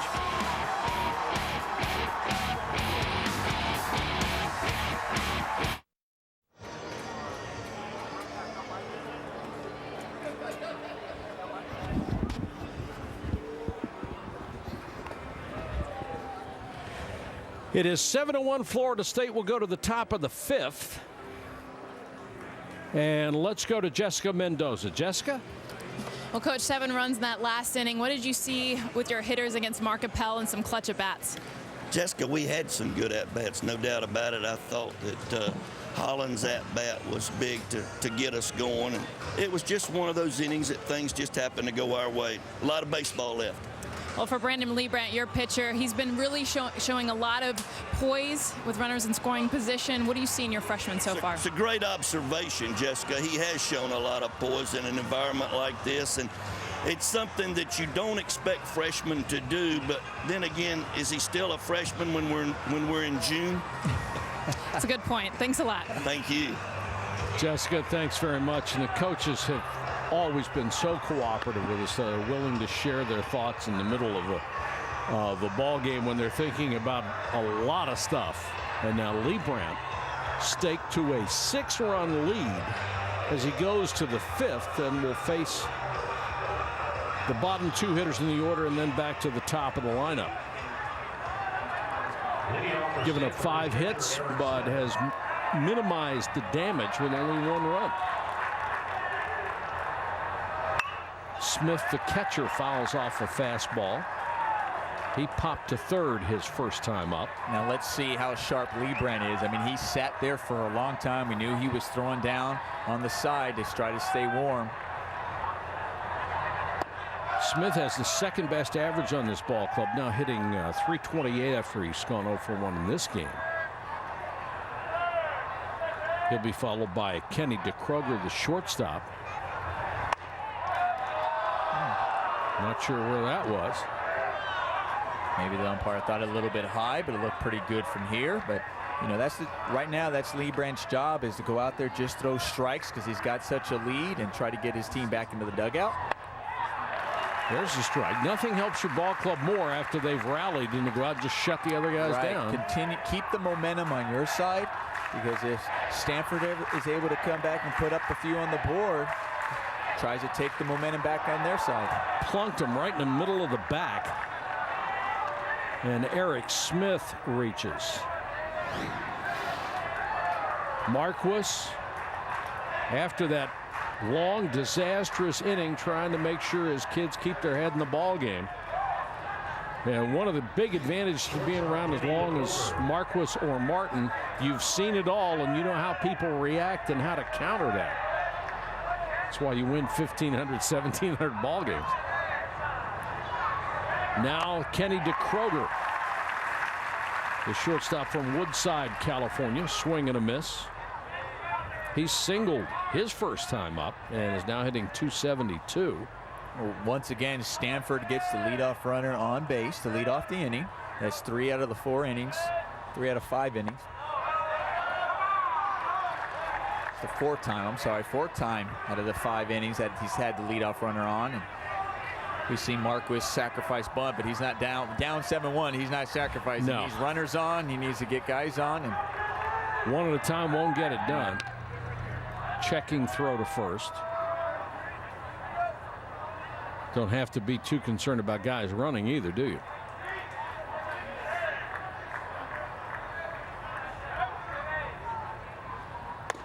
High fastball. And we talked about right at the beginning of this game that for both these pitchers, the key is to them to keep it down in the zone. And right now we've seen Leibrandt be up in the zone. And you wonder if sitting that long might be affecting him just a little bit. Another high fastball. And he's really a soft thrower. You don't want to live upstairs at this point. End up backing up third.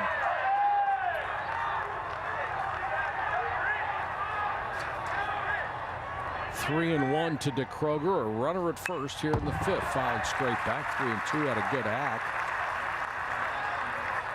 That was a good swing by DeKroger there. You foul that ball straight back. As a hitter, you believe, man, if I foul it straight back, I must have been on it. I just missed it. Last outing, Leibrandt went 8 innings against Stanford and won the ball game in the regional.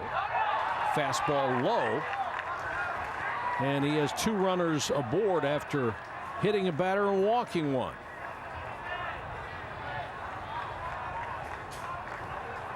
Hope you'll follow us on Facebook at ESPN Omaha.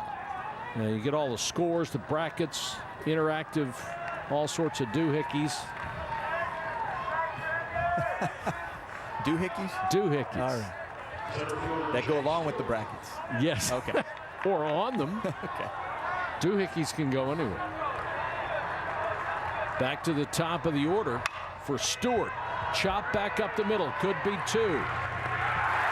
Travis, nice job. Stepped on the bag at second base and then made an accurate throw for a twin killing.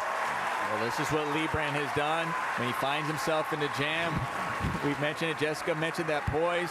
And here's Devin Travis making a nice play, flipping it over there, and Jace Boyd helping him out.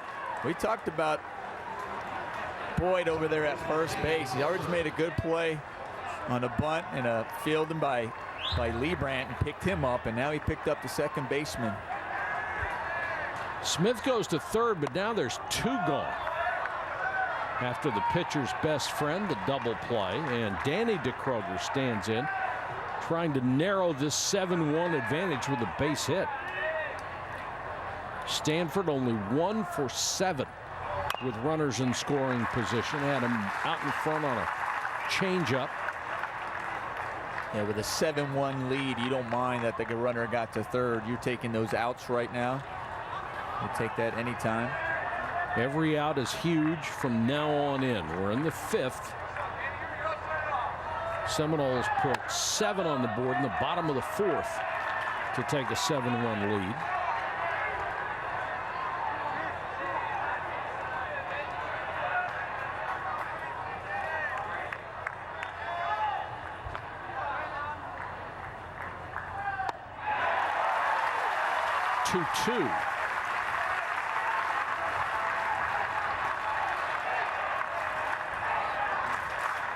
First game of the best of 3 from Tallahassee. Super Regional, the Seminoles hosting. They spent 7 weeks as the #1 team in the nation this year. That ball's hit to right and caught on the run by Delph. Mike Martin said you wouldn't believe how much this kid has improved as a defensive outfielder. He was like running in mud a year ago. He's not anymore, and he saved a run there.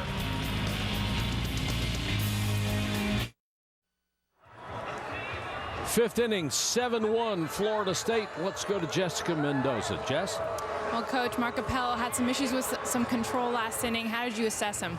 Well, it was tough. You know, he normally has great control. He's got the ball got away from him and lost command for, unfortunately, for about 4 or 5 batters. And then when he did get over, they got some key hits. They got, we just gave him too much. Hit a guy, walked 3 or 4, and then he got a couple of hits. So yeah, it's tough. That hadn't happened to him in 2 years. So, I guess it's due for one time to happen. But he's been big for us all season.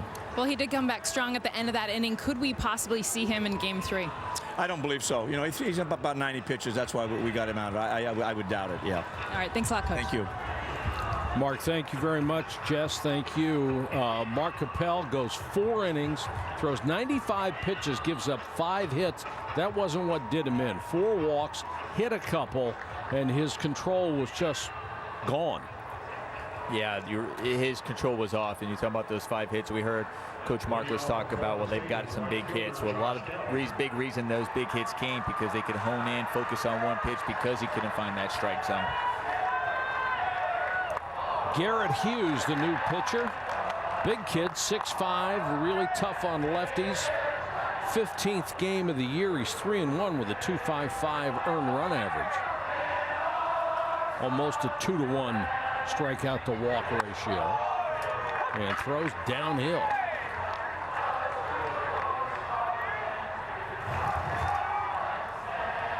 They are singing the national anthem of Canada. There are 3 or 4 stories about why they do this. We're not sure which one is true. But the fact is they do it, and they do it pretty well. And they even brought the flag. They bring the flag. It's a tradition here. As Florida State is up the bat in the 5th inning, they all sing the Canadian national anthem. We like Canada. I know the words myself. One of the stories is, one of the ones was that it was during when the Winter Olympics were in Calgary, they were having the opening ceremonies, FSU was playing, and they saw it so much, so somebody was humming the Canadian national anthem amongst the animals there. They were down by a lot of runs in the 5th, and they came back and took the lead and scored a bunch of runs, and they ended up winning the game. And like every good baseball fan and player, you might be a little superstitious. Just a little bit.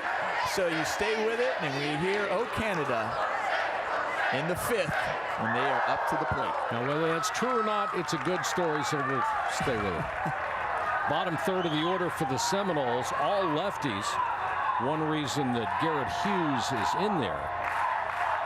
Delph, Holland, and Brizuela, the scheduled hitters. And Delph draws a free pass. 17 times this year the Seminoles have scored more than 5 runs in an inning. Here's what the brackets look like. UCLA, TCU later tonight. LSU and Stony Brook will resume tomorrow. Arizona in a tough one against St. John's. They win 7-6. And of course you're watching us, Florida State and Stanford. For more, go to ncaa.com.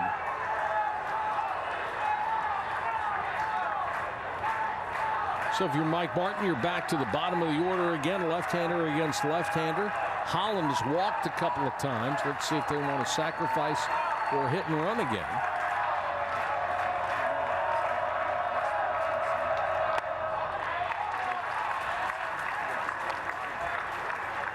It's a thought about maybe hit and run and sacrificing here, just keeping that pressure on. And we know in the college game, 6-run lead isn't safe. Even though these bats are different, but you just don't know, so you want to continue keeping that pressure on. Ball and no strikes. Holland takes it low. Turn him around to the right side against Garrett Hughes.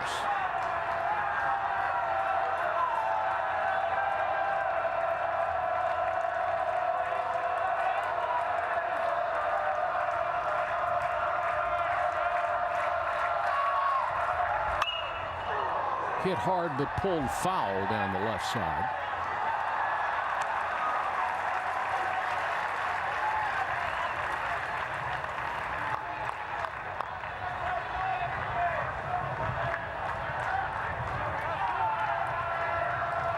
It's funny, Holland is not listed as a switch hitter. He's listed on the roster as a left-hand hitter. Obviously, he does both.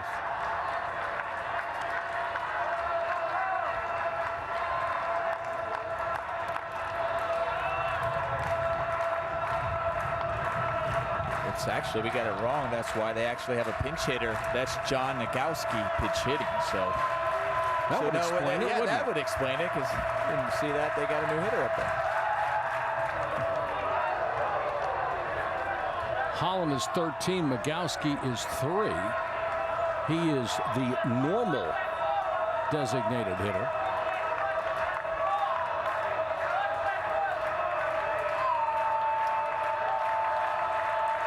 Gets far more at-bats than Holland does. Takes that one inside.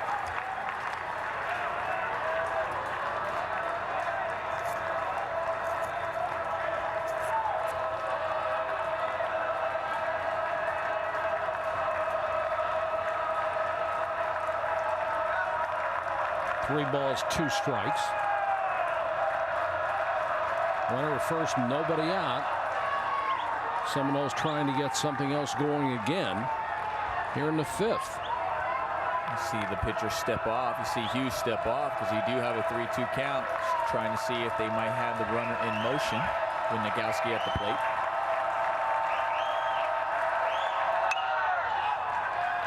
And they do have him running. They had him going, and Nagowski found that pitch off.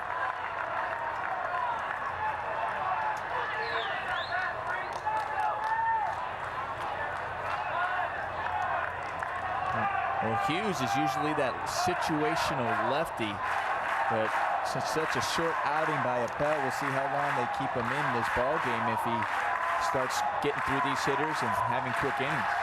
You really wouldn't want to use everybody else up, would you? Not right now. Not right now. You're just thinking about, okay, let's see how we get through this game. Let's see if we can come back. You want to get back in. You still believe you're in this ball game. But in the back of your mind as a manager, you're also saying, okay, we still have tomorrow. That's for sure. Sure. Here's the 3-2 instead of checking throw to first. Well, as a lefty, it's a good job. You go over there, you check, see if you can catch him leaning. And now that you're doing that, might keep him closer. So if you do happen to get a swing and miss here, it can be a possible strike him out, throw him out situation. 3-2 in the air on the infield. And caught by Reguera, 1 gone. And let's check in with Jessica. One of the things you guys got to think about, too, for these Stanford players is the atmosphere here at Florida State. Not your typical Pac-12 atmosphere. A lot of fans cheering and loud. And in fact, that last inning, that 7-run 4th inning, the guys in the dugout were looking around going, this is crazy. This is loud. That is something that will affect anyone. And even that last pop fly out, the crowd getting in their ears.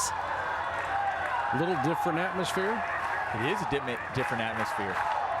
But it's a great atmosphere. This is what it's about. Brizuela takes one in the dirt. We actually talked to some of the players on the Stanford team about that atmosphere, and they said that they thought they were more prepared this year because they experienced a similar atmosphere last year going to North Carolina. They said it was the crowd there was, and also the humidity, they said. Yeah. They were in here and they said, okay, we're ready this year. This one's popped up. Eric Smith, the catcher. And that's 2 gone.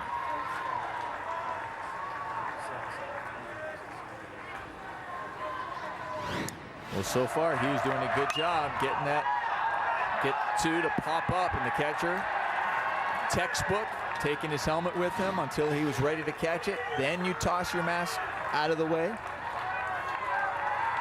Smith, an 18th round draft choice of the Dodgers that converted infielder, still learning the position. 2 outs now, back to the top of the order for Sherman Johnson. Has a base hit and was hit tonight, 1 for 2 officially.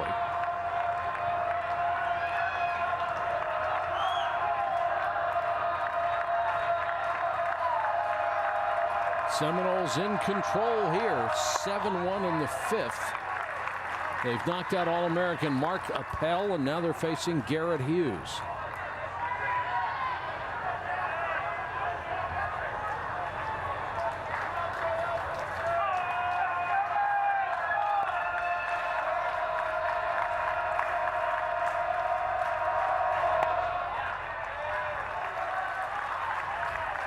Well, he just lunges off that rubber toward the batter. Being as tall as he is. Yeah. Shorten that distance. He's right on top of you.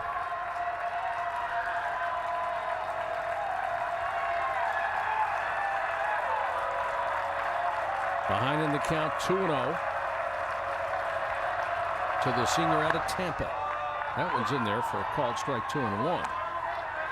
That was a good pitch by Hughes. You got a hitter up there, 2-0 in the hitter's count. He's looking for that pitch that he can drive, and you paint the outside corner.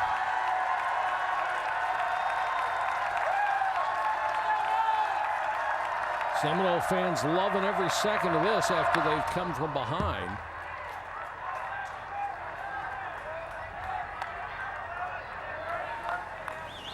Mike Martin with that long and storied career, the third winningest coach ever, more than 1,700 victories.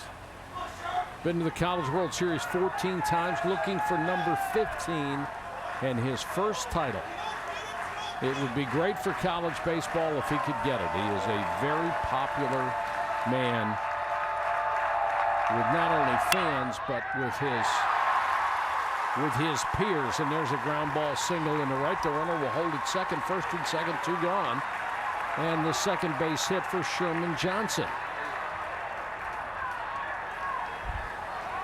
Martin, along with Mark Marquis, one of only 10 coaches who have ever coached and played in the College World Series. He was a really good center fielder.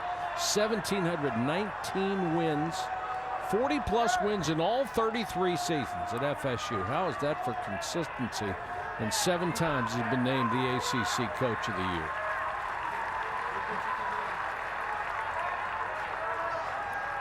We'll check on the pitching change when we come back to Tallahassee.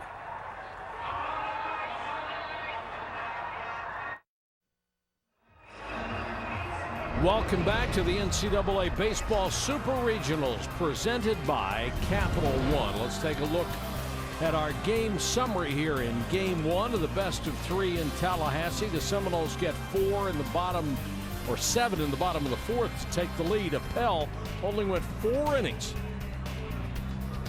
His control was his demise. Brandon Lebrand done a much better job in that department. Has scattered 5 hits over 5 innings, and 6 different players for the Seminoles have a run driven in tonight. The new pitcher, David Schmidt.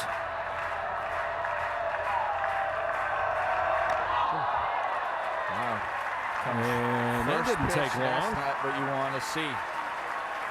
You come in here and you put in a new pitcher and he hits the first batter, and we see that he's been in 24 games this year, 3-1 with a 3.41 ERA. Fastball pitcher, 90 to 92 miles an hour, and his first fastball plunks Devin Travis, the third Seminole to be hit tonight. And here's James Ramsey, who has a single in 3 trips. Like I said, coming into this game, Seminoles had been hit 89 times. Yeah, those 3, up to 92. And I've looked at these hitters. I don't think they really crowd the plate. I no, mean, they're not really on they're the not plate. leaning into these, are they? No.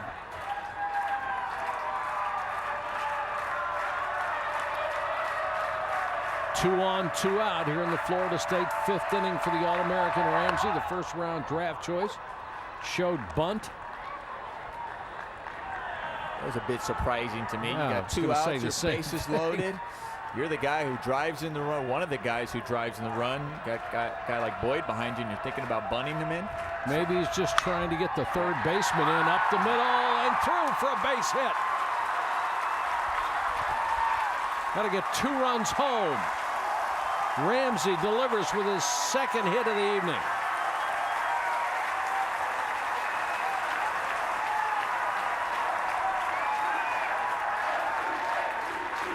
(9-1) Seminoles. I don't think anybody saw this coming. Remember, back early in the ball game, as Ramsey just managed to hook this one through into right field.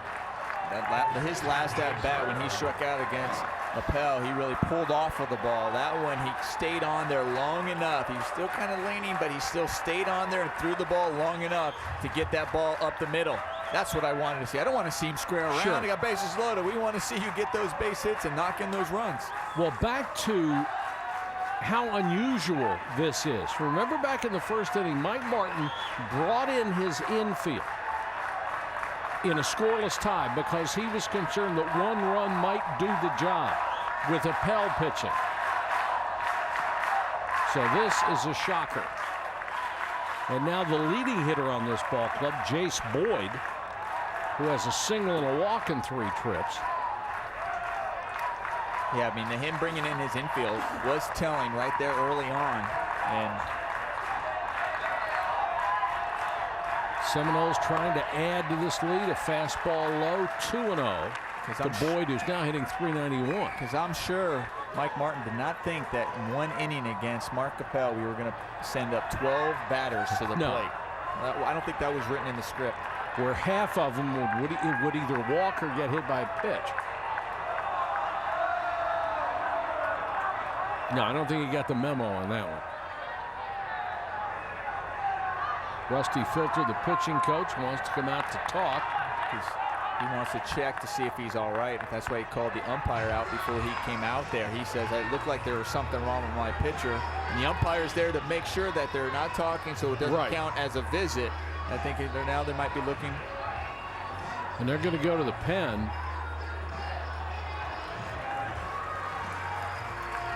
Schmidt hurt himself and he's gone. We'll check out the pitching change when we come back.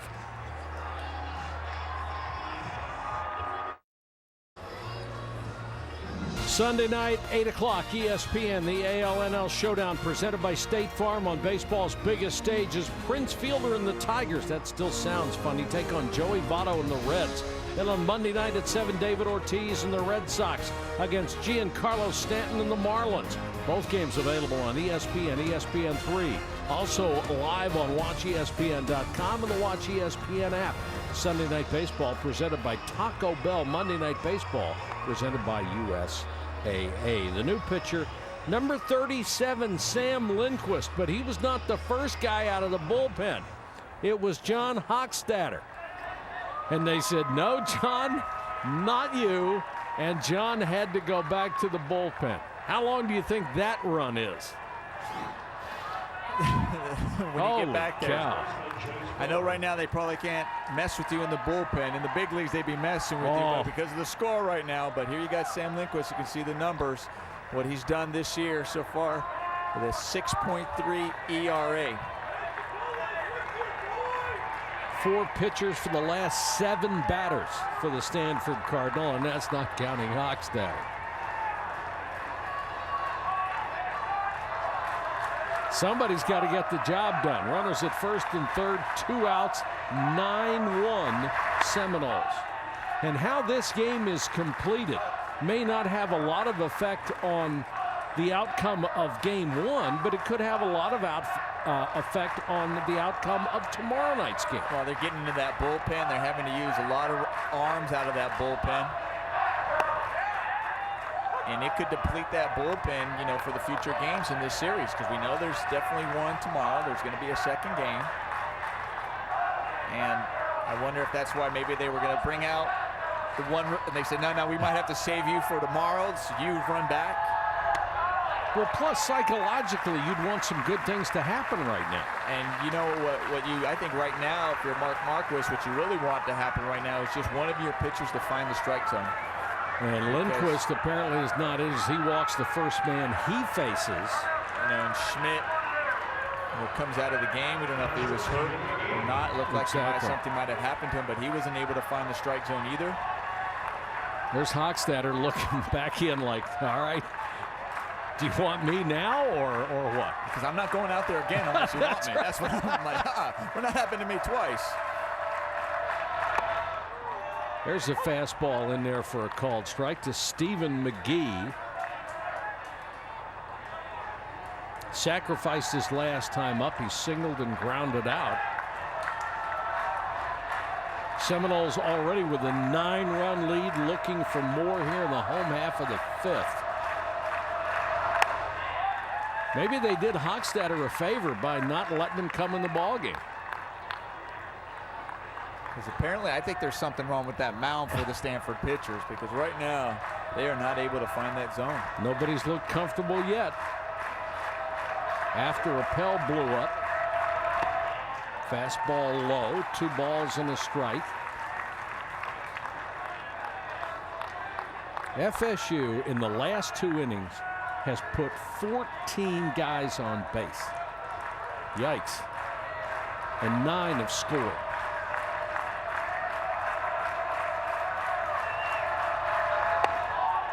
Three and 1.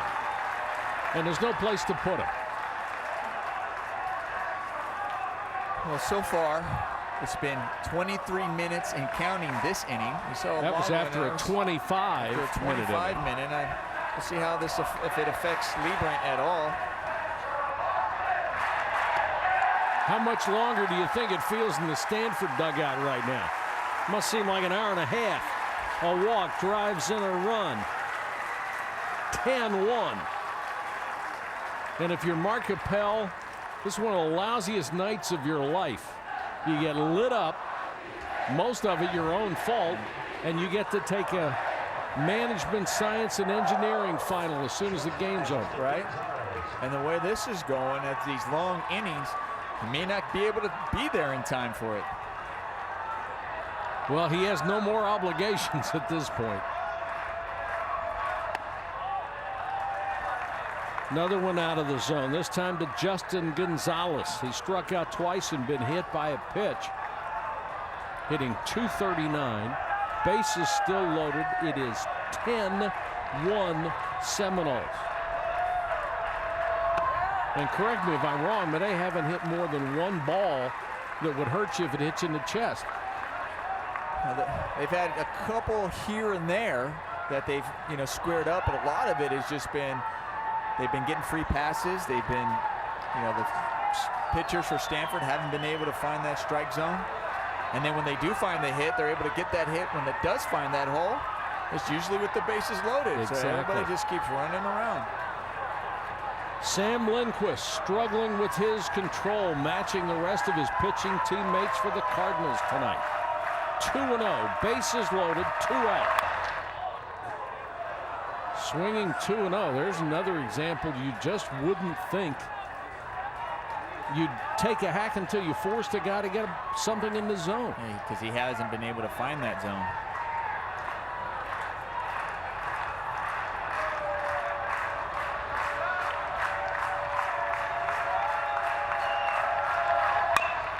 Fastball chopped foul outside of the dugout.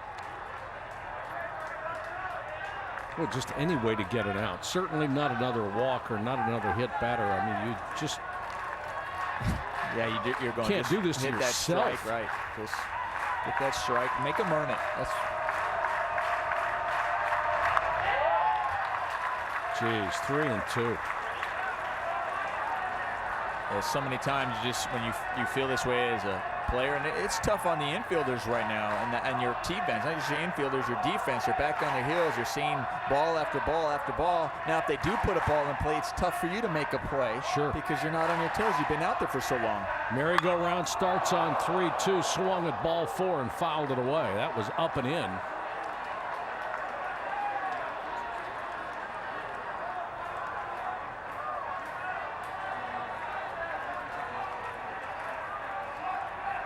Gonzalez is a kid with power, has 8 home runs.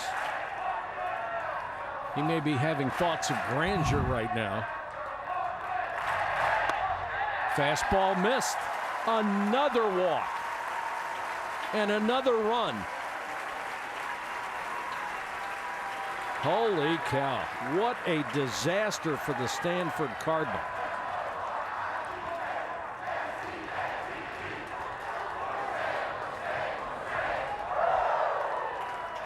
If this doesn't depress you, what's going to?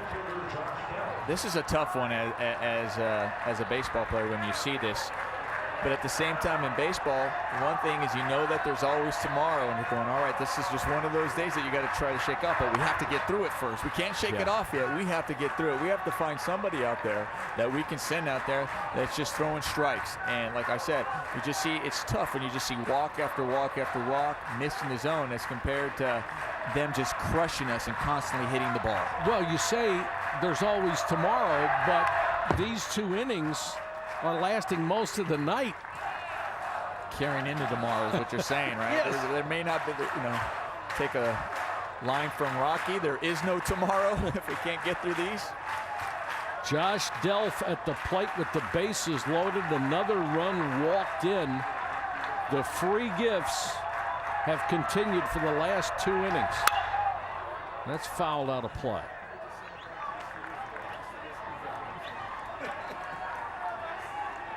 Tenth man to bat in this inning. What, 12 in the last inning?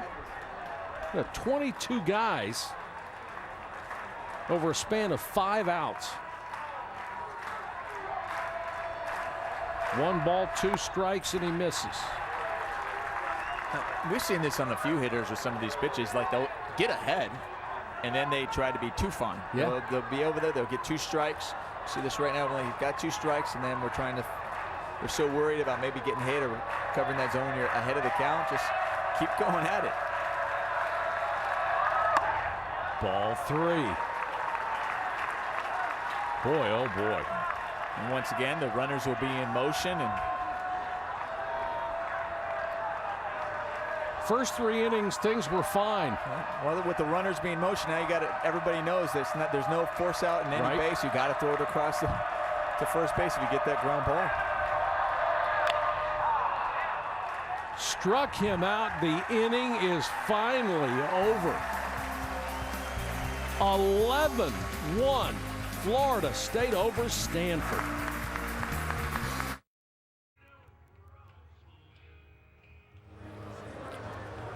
That's the statue of the late, great Dick Hauser, who was the coach before Mike Martin took over here in Tallahassee. Went on to great success in Major League Baseball, won a World Series in Kansas City. One of his pitchers, Charlie Lebrand, that's Dad, and his son Brandon is on the hill tonight and cruising along with an 11-1 lead as we go to the top of the 6th.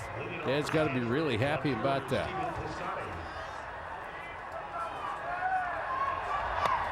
Well, I'll tell you, any pitcher would be obviously excited to have an 11-1 lead, but it's not easy for a pitcher to be sitting as long as he had those last 2 innings and come back out here and try to find that strike zone, try to get back into your rhythm, because your rhythm is off.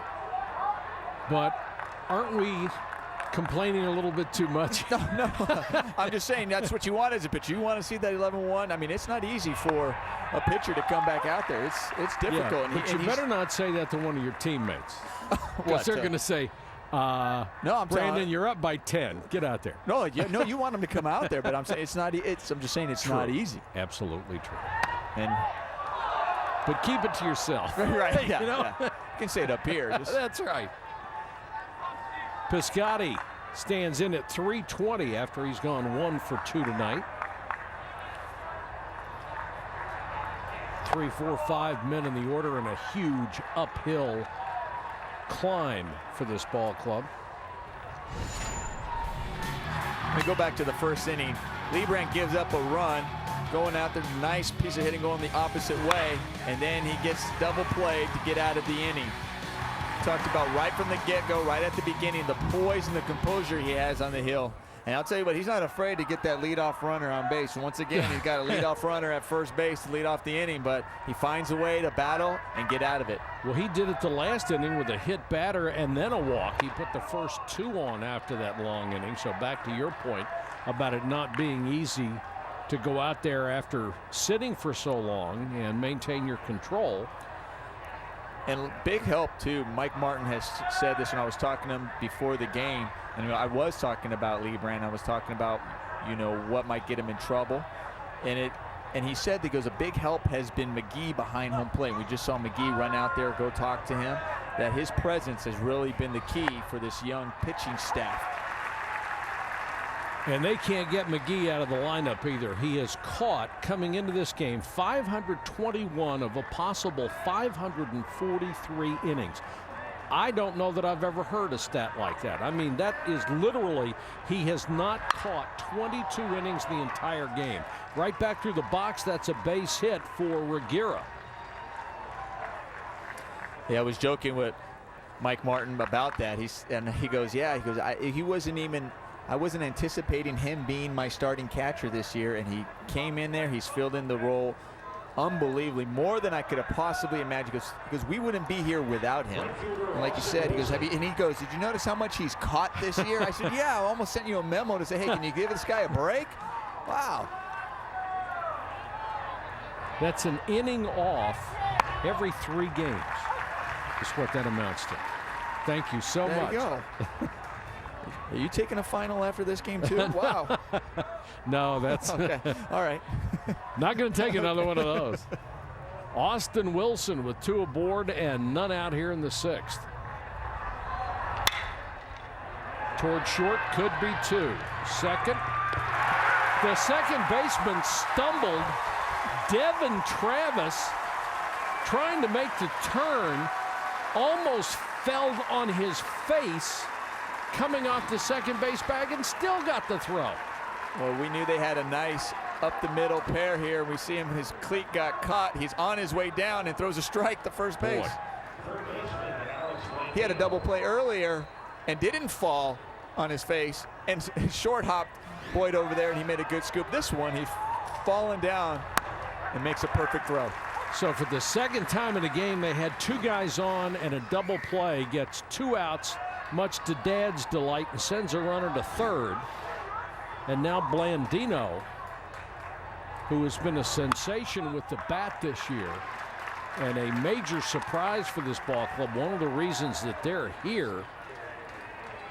8 home runs, hitting almost 300 on the season, 291 now after going 0 for 2. He's played solid third base as well. Fouled straight back. 0-2 to the 6-foot freshman out of Palo Alto, who's on a 10-game hit streak, trying to keep that alive.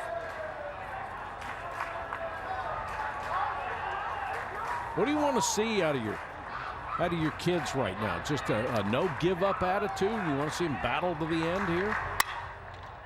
If I'm Stanford, exactly. You want to go out there, you know this game, you're down by 10. You want to take something positive for this game. You want to get something that can get the momentum, knowing that you come in tomorrow. I mean, it's going to be very difficult to come back. And I mean, it's still a possibility. The game's not over. Sure. You always got to believe that the game's not over. But you want to try to do something that you can take positive from this game.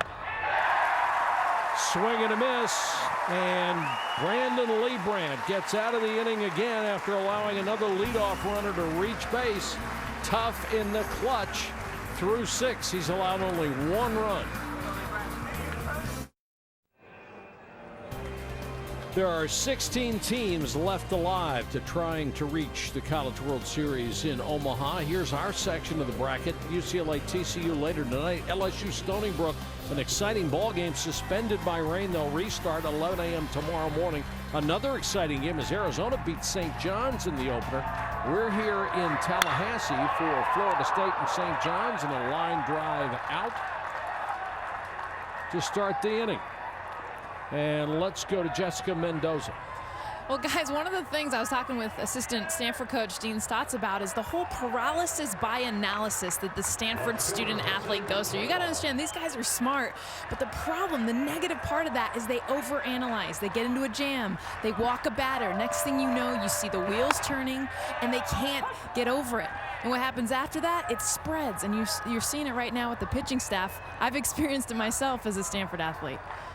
Well, the other thing you've experienced as a Stanford athlete, and a 4-time All-American, I might add, is the tough academic requirements. I mean, we've already talked about Appel, the starting pitcher, who has to take a final before midnight tonight. And can you imagine where he is mentally right now after what's happened to him in this game, Jessica? Well, you even take, sorry, I was dodging a foul ball. You even take Tyler Gaffney, too. I mean, he took a final earlier today, and he's also got a final after the game. And a lot of these guys, you have to understand, the professors give you no leeway. You're treated like any other student. There's no, hey, you know what, Saturday, Sunday, whenever you can get to it. That doesn't happen at Stanford. I mean, how do you stay focused, Jessica? If you experienced that, I mean, here you, and I'm going to you're playing, and you're going to have a big game. Is the game almost secondary compared to what you have to do preparing for that day with finals? No, I don't think so. I think you can flip a switch. I think what it does is just mentally wears on you. And so if you're studying all day, yeah, you're not thinking about your final when you're playing, but your brain and you're tired. You're mentally tired because, I talked to Mark Appel before the game. He stayed up late last night studying for this final. So I don't think he's thinking about it in game, but I'll tell you what it puts on you physically and mentally, that's what affects you. Well, you got to hand it to him. As this ball is skied to shallow left off the bat of Brizuela. Let's face it, there are places that after you're picked in a draft, regardless of what sport, that the guys mail it in after that, because that is what their future job is going to be, and they could care less. If you are going to a place like Stanford, you don't mail it in, you still do the work that's required. You've got to give them their due. Well, they say student athlete, and student is definitely emphasized. Yeah. I mean, my own experience after the College World Series at Georgia Tech, I had to go back and take some finals in my classes. The school finished while we were in Omaha, and I had to go back and take finals. And I was wondering why they couldn't do that, but I didn't think now. I mean, back then, and we didn't have the internet, and we didn't have cell phones, so I could go back, but I forget about now internet, cell phones. You could get the answers or get the question. I didn't even think about that, why you have to do it at a specific time. Sure. Because in my head, maybe I'm dating myself because we didn't have that back then. It was, professors didn't worry. Yeah, when you get back, we'll sit in the classroom. I'm sure they were upset that they had to stick around to sit in the classroom. They just sent a TA. Well, I went over there and took my final. Back to the top of the order for Sherman Johnson. 2 out, nobody on. Here in the 6th.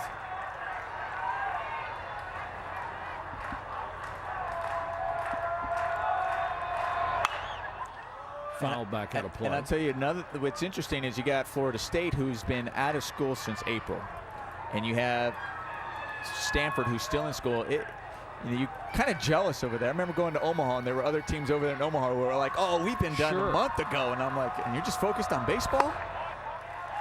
Yeah, if you're on the some people are on the quarter system, and it varies from school to school, but I mean, what a burden to be out there with all the academic requirements, and you want to enjoy the College World Series experience. I was definitely shocked. I would talk to some of the other schools, some of the other players. I'm like, you mean you don't have books with you on this trip? You're in Omaha, you don't have any books? Go come back to my hotel room, and there's stacks of them in there. Deep left. See ya.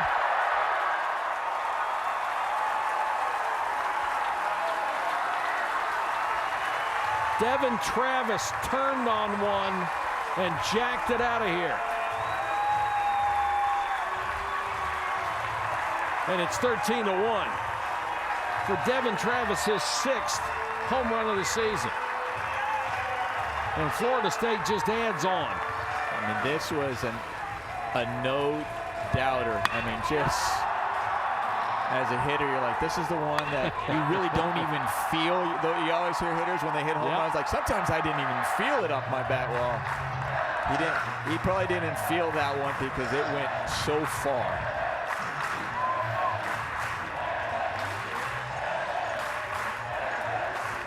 And that's going to do it for Sam Lindquist. He leaves after the 2-run homer. Another pitching change for the Stanford Cardinal. We'll check it out when we come back to Tallahassee.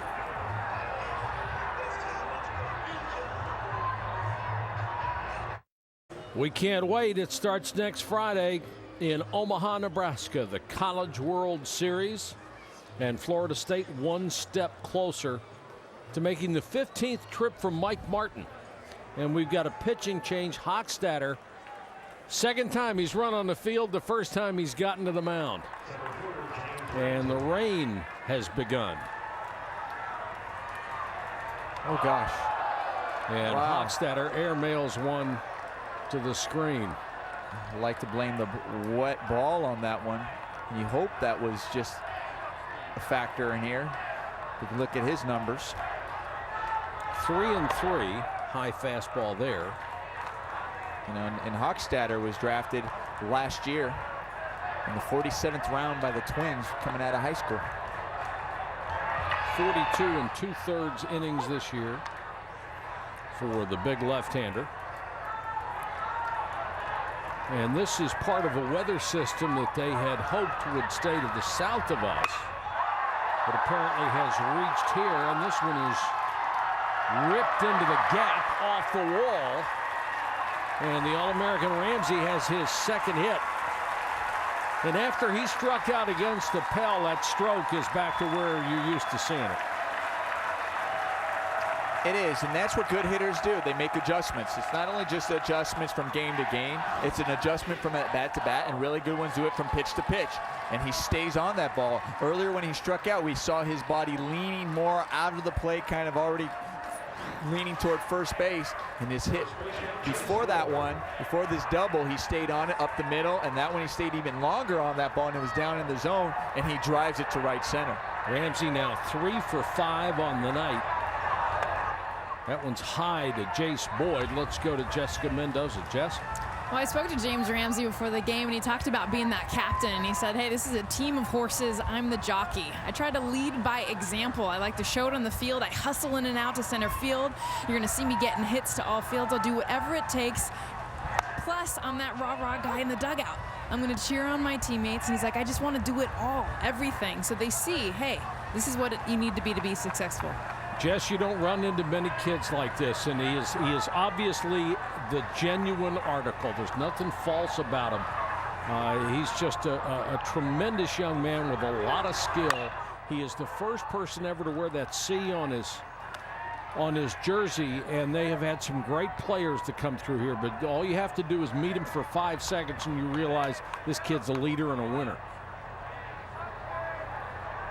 There's no question. I mean, having a chance to talk to him. I also met him back in 2010 when they were at the College World Series, and talking to him there, and he was just a tremendous individual. He almost left for Major League Baseball a year ago when he was drafted by the Twins. He said he had already said his goodbyes to his teammates, and then he started thinking about the campus organizations that he was the president of, about what his teammates and he had not yet accomplished, how much he enjoyed being in college, and he said, hey, I'm coming back. You know, we'll see what happens. You know, I mean, 22nd round to the first round. And here he is in the middle of it, the pregame, getting them going. They know how to have fun, and they're having a lot more fun right now. It's 13-1 against the Stanford Cardinal, and Boyd draws a walk.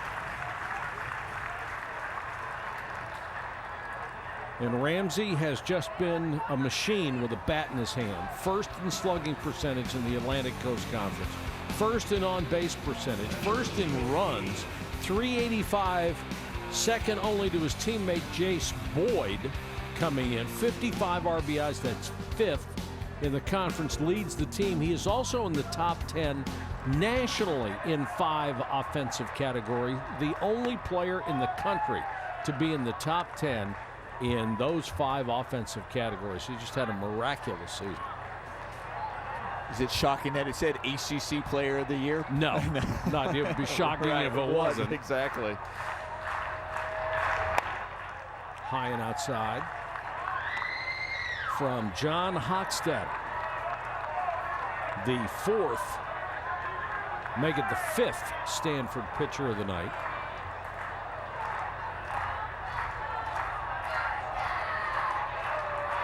(13-1) Seminoles, home half of the 6th. Hochstetter misses low with a ball that skipped into the glove of Eric Smith.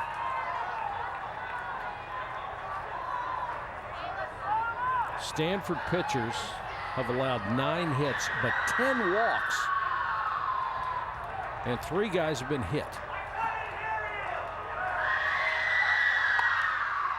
Well, for Florida State, this is nothing new for them. I mean, this is the second consecutive year with at least 12-run lead in a super regional game. They did that last year against Texas A&M in the middle game, in the second game of the series.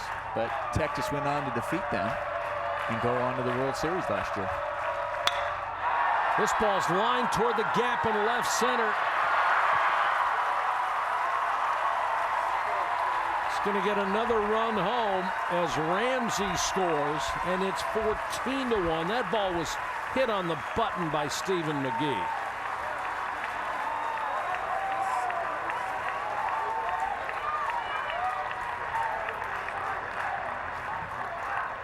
Stanford pitching as the staff.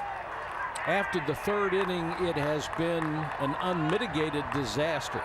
14 runs on 10 hits, 10 walks, 3 batters hit. 4 of those walks came with the bases loaded when you absolutely can't commit that kind of mistake. Wide of third is going to be a tough play for Blandino, and he makes it. But another run. And FSU increases the margin to 14-1. After 6. Cole right here with an update on ESPN LA Super Regional. UCLA TCU top of the first. Josh Elander second stick of the game. That one not coming back. Horned Frogs, they're up 1-0 in the top of the second. Clay and Kyle, back to you guys. We'll go to the 7th inning here in Tallahassee. It is 14-1 FSU. That's right, 14-1. And the new pitcher in relief of Brandon Liebrandt is Hunter Scantling, a right-hander, 14th round draft pick of the Tigers in this year's Major League Draft. 5-1 with a 4 even ERA. And he comes at you with a fastball, with good command with his fastball, slider, and a changeup.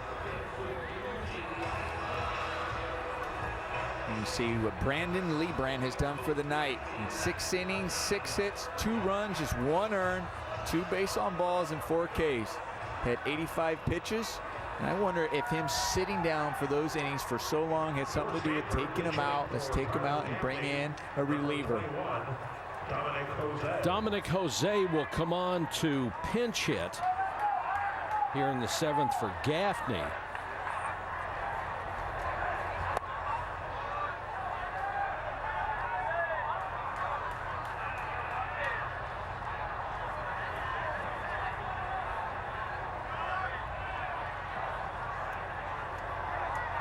As we're looking at the lower third of the order here in the 7th inning.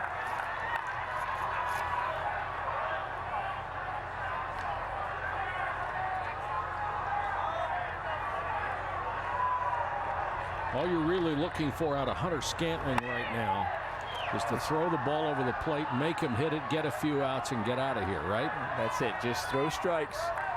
And that's what Liebrandt did. When Liebrandt found himself in just a little bit of trouble, he went back and pounded that strike zone.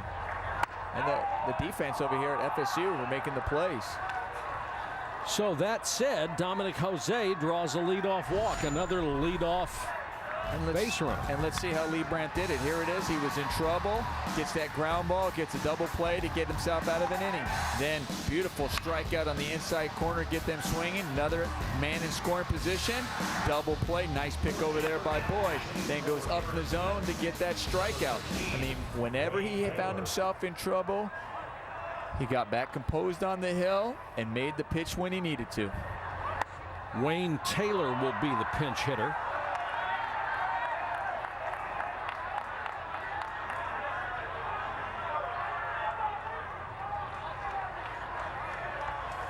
One on, nobody out here in the 7th.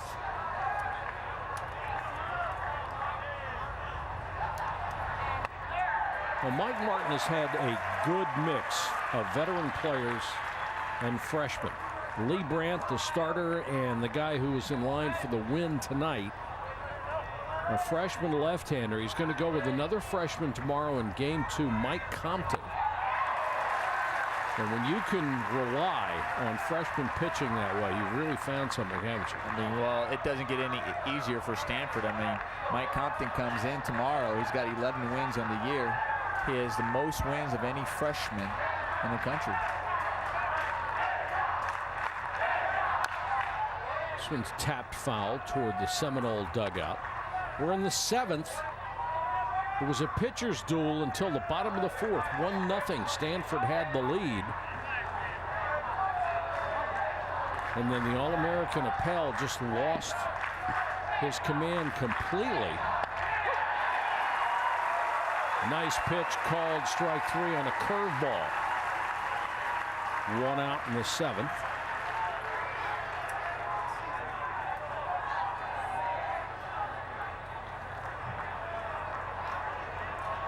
Shortstop Kenny DeCroger.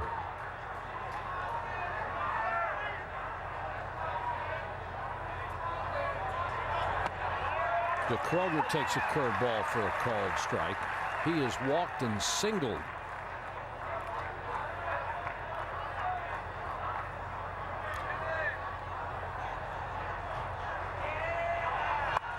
High fastball. He chased it and couldn't catch up. Well, that, like you said, this is what you wanted to see from Hunter Scantling when he came out here throwing strikes. He walked the first batter, but came out, got a nice strikeout on the second one, and here he is ahead. He was just following the pattern that Lee Brandt had set before him. First guy always gets on. Right. Just missed with a curve there. I mean, the way this game, like you said, before that 4th inning, the way this game was going, it was a pitcher's duel. It was 1-0. I mean, these leadoff guys for Stanford getting on would have posed a lot of trouble for Florida State. Chased one down around his ankles and struck him out. Back-to-back Ks for Scantling. And we'll check in with Jess. They're very fortunate, Stanford, aren't they, Jess, to have the DeCroger brothers? They definitely are, and there's a third one, Mikey, who I actually talked with before the game, asking him, all right, who do you get the tips from? Who's like the older brother that helps you out? And he said, you know, Danny, you know, the middle one is actually someone who really talks about confidence and the importance of that kind of mindset. So more than like the mechanics and the technical, he's like, no. He's like, even if he's struggling, he gets into that batter's box and he shows me what it's like to be confident and how much I've learned as a hitter because of it. And then even Kenny, he says, picks up drills, like really cool drills that they'll do. This last summer, they took BBs and hit, you know, like the BBs you shoot with on a BB gun, and they would hit with those BBs to really focus on concentration. He comes up with all kinds of cool stuff. That would be focus. That would be. Wow, if you can square that up. This one's chopped towards second base. Interference? No. Travis had to be distracted by the runner going right in front of him and couldn't come up with the play. Yeah, I'll tell you, on this play, what you usually do is you just go after, you try to make contact with the runner so you can create that interference. I mean, this one you can see how the runner got in his way and can definitely distract you. And if he had made contact with the runner, he would have been out. It would have been an out. It was a great job to screen him. But obviously on the replay you could see that angle. He did not make contact. This ball is lined foul into the left field stands by Danny DeCroger. Never heard of anyone hitting BBs. No, that is a first for me. We used to hit golf balls just to see how far we could hit them. Yeah. But I've also seen like those little plastic balls, you know, the little plastic golf balls, the kind of small little wiffle ball. I've seen people hit that so you can really focus. I've seen people hit that with even like a stick to really focus on that. But BBs is the first. Fastball misses inside, 1-1. Because I'm wondering, when you hit those BBs, you know where they're going after that? I mean, are you just, you know, if you're hitting them indoors, I mean, hopefully you're not hitting them indoors. You're like, they're everywhere.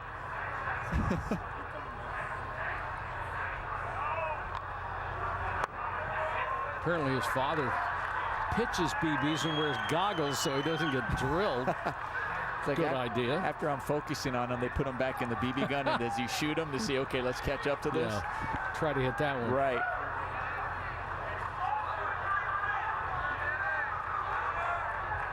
Two 2-1 to DeCroger. Breaking pitch called strike 2. 2-2. 2 men out here in the Stanford 7th. They're just hoping against hope that they can get something going here.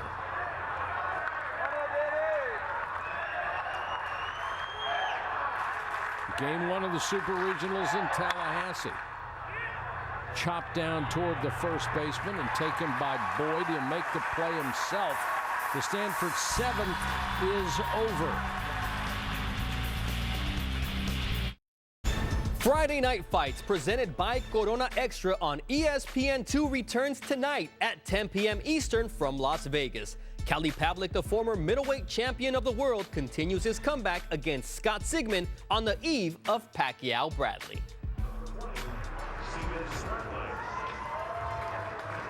Florida State with the lead, 14-1 in the 7th. Needs something to wake Ramsey up. Mark Appel. He has a final in a very tough course coming up, and that's the new catcher Wayne Taylor, who is coming out to talk to his pitcher John Hochstadter. Taylor giving Eric Smith a couple of innings off.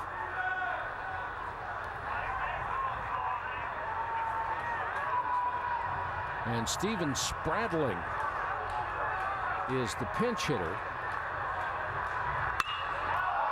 in Miller's place, lofts it to left. Piscotty drifts back toward the track and makes the catch. That's 1 out. 7 of the 8 #1 national seeds are left. Oregon baseball, one of them, resurrected by George Horton. South Carolina still alive. They've been great in postseason. Back-to-back national championships, and the quest continues for Mike Martin. Can he get that elusive national championship on his 15th trip to Omaha? Well, right now for Mike Martin, this is a good start for that road to Omaha. Yes, it is. When you find your team up 14-1. He's going to have a tough time finding anything negative about this one so far.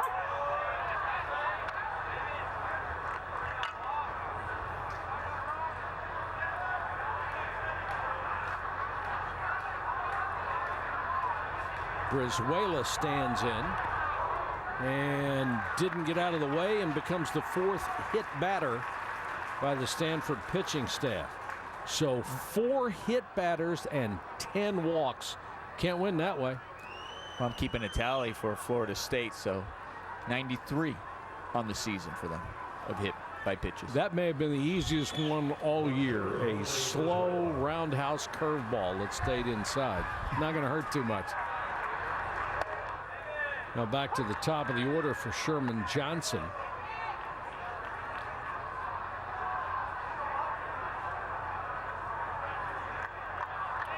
Brizuela.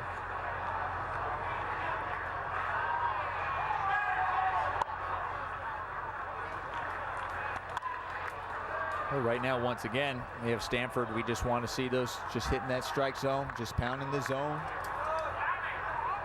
trying to get out of this. I mean, the Florida State, too, it's easy for the bats to be quiet, but they're up there swinging it. They're taking their hacks. A nice fly ball out there. Piscotty makes the catch for the 2nd out of the inning. The other part of this bracket, the very powerful Florida Gators going against NC State in the opening game tomorrow. Back-to-back defending national champion South Carolina will face Oklahoma, the resurgent Oregon program, against the surprising Kent State Ball Club, and Baylor will take on Arkansas. Some great stories left in this field. It's going to be exciting 8 teams no matter who makes it to Omaha. Well, the teams that really interest me, I look at Kent State, and I'm also looking at Stony Brook as well, because I always like when a team can get there for the first time to Omaha. Just the way they embrace them. That city embraces the team. They know the history, all those fans, and they adopt them as their team to cheer for. I know, I've heard you talk about it before. You were so impressed by them the first time you went to Omaha.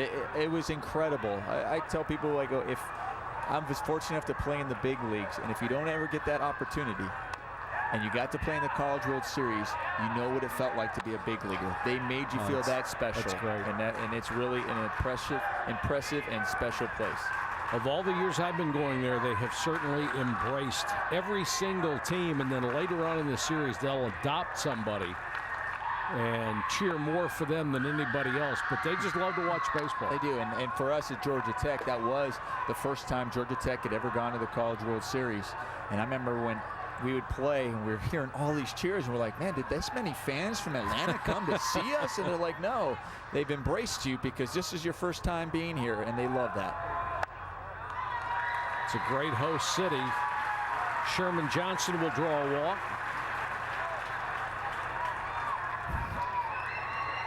So we've had a hit batter and a walk. That has been the theme of this ball game, it seems. And Devin Travis will stand in. Last time up, he launched one to left for a 2-run bomb that made it 14-1.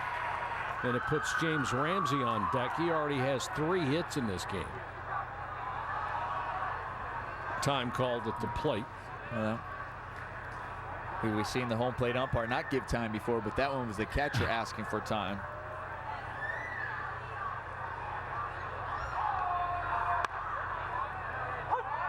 Change up for a called strike. Well, here's the home run by Devon Travis. I mean, he gets all of this. I mean, they talk about throwing that pitch in your wheelhouse. That was it.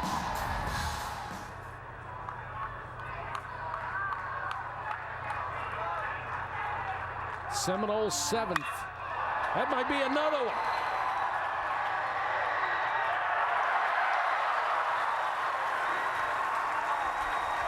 Five RBIs, 2 home runs in the last 2 at-bats for Devin Travis.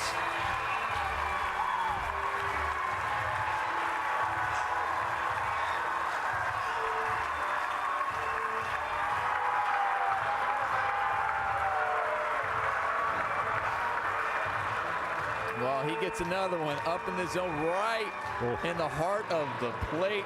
I mean, he is swinging the bat well, staying through that ball. And once again, he gets all of it for a 3-run home run. I think that's his 6th RBI on the night. Gosh. Either a slow curveball or a change, belt high over the heart of the plate. A hitter's dream. And now Ramsey. Well, we were talking about the bats before, and I said I don't like those 18-16 games. Well, it's 17-1. One team has participated in this at least. So I know. So Stanford fans could blame you for that one then. All right, is that what it is? Okay. Oh, sure. I'll take all the heat. What they can blame is 10 walks and 4 hit batters. That's exactly right. It's been the walks that have really killed them, and give credit to FSU. They're taking advantage of that, and when they see that ball in the strike zone, they're crushing it. Ramsey takes a called strike, 2-1. Last 9 runs the Seminoles have put up have come with 2 men out. So they have come through with some clutch hits. But the biggest part of this has been the Stanford pitching staff just putting guys on one after the other after the other. Will it look to you like Hochstadter when he throws something off speed really slows his arm action down? Which allows the batter to, they recognize that, they identify the pitch because of that slower motion. Ramsey has his average up to 390.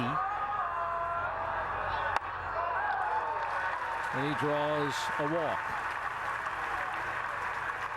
That's 11. Yikes.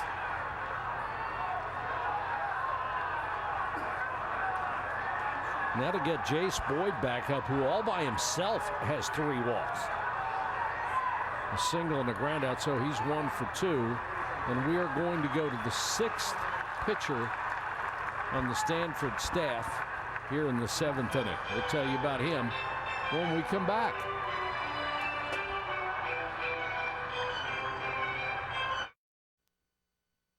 We don't back down, we don't stumble, we don't fumble, never fall. We can't guard us, we're not back up against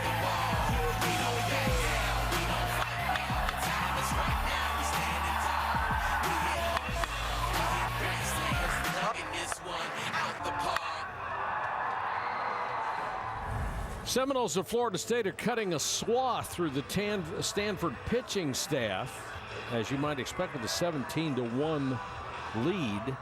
And A.J. Talt will come on to face Jace Boyd. Submariner, sidearmer. Yeah, he changed his delivery, his sidearm, in 2011 for the first time. He was on the roster in the fall ball in 09 and 10. And seems to be more effective once he started dropping down. Actually below parallel, so he is a submariner. Tap to third, the throw across from Blandino, and on one pitch, Talt gets out of the inning. But it's 17-1 after 3 more score for Mike Martin's Seminoles. Cole right here with an update on the LA Super Regional. TCU, UCLA, bottom of the second. Kevin Kramer, base knock to the right side, chases home a run. Trevor Brown, he squares the affair at 1 apiece. But in the top of the third, just seconds ago, Kevin Von Tungle, that one not coming back. Garnered just like that. It's a 2-1 Horned Frogs affair. This one in the top of the third, none in the mud. Mike and Nomar, back to you in Tallahassee. Thank you, sir, where it has reached 17-1. NCAA.com will give you all the tournament coverage you want, including interactive brackets. Hope you'll log on to that and find out everything you want about the College World Series. The new pitcher is Brandon Johnson, and the new shortstop for the Seminoles, Giovanni Alfonso, who comes on for Justin Gonzalez. See the numbers for Brandon Johnson. You got a lefty coming out there with a fastball, curveball, changeup, and he's also the younger brother of Sherman Johnson. Justin Ringo is the pinch hitter.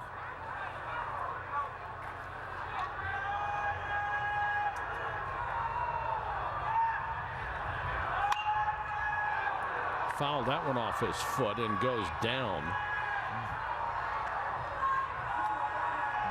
As a hitter, when your team's down and you take a foul ball that hard off your foot, you're going, man, when it rains, it pours right now. Oh. But you don't want to ask what else could go wrong, because then it does. No, I'm not saying that. That's just, those are just so painful. And they're throbbing. They hurt so bad. And then, you know, if you stay in there, you're going, please don't throw that ball back inside. And they always do. They know that. You don't want that as a hitter back inside, so you have to foul another one off that area. They know that, but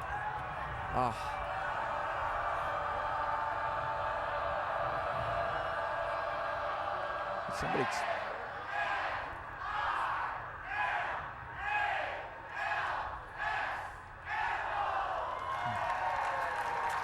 I don't know what he's. I don't know if they're going to send another hitter out there or if he's coming out.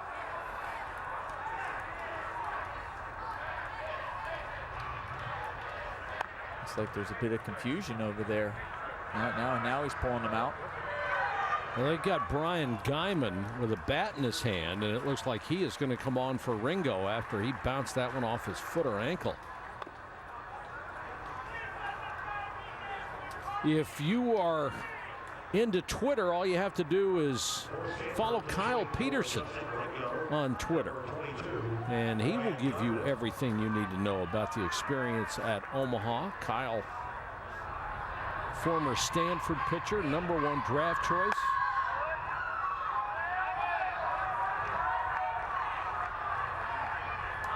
This is Guyman, a sophomore from Centennial, Colorado. And he inherits the count that was posted before. Now it's 3-2. 3-2 from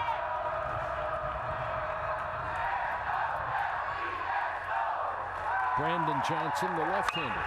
Fastball hit back up the middle. Ramsey. He uses his speed to great advantage in center field. He just attacks the balls that he goes after. This is probably one of the toughest plays for center fielders. It's the balls that are hit right at you, trying to get the read. This is hit right at him. He comes in straight and makes a great diving play to come up with the out. Got a terrific jump, didn't he? He did. He tried to get that angle, and that ball had some little bit of a tailing action on that, and he stayed with it. Christian Griffiths will pinch hit here in the 8th. Mark Marquis trying to give his guys some experience and give them a chance to get their feet wet here in the Super Regional. May need them tomorrow. Like Jessica told us, I mean, I don't know if they're going to be able to get some rest because a lot of these guys still have to go take finals and still study. Jeez. Good job, Dia. Hey, way to hit it. That one's in the dirt. And I got to believe it's got to be easier to take a final after you win than it is after you lose. I would think. Right? I'm stating the obvious there.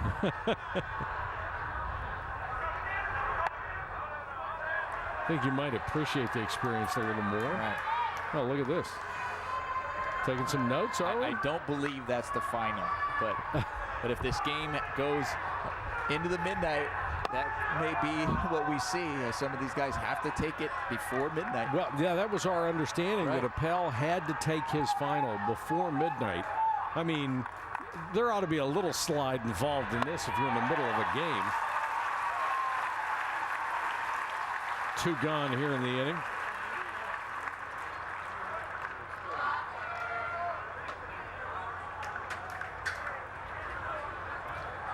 I wonder right now, it goes back to what Jessica said about analysis, paralysis by analysis right there. I mean, they're analyzing. I don't think they have to analyze anything. It's like if you get called in the game, just throw strikes right now. That's what we're looking for. Exactly.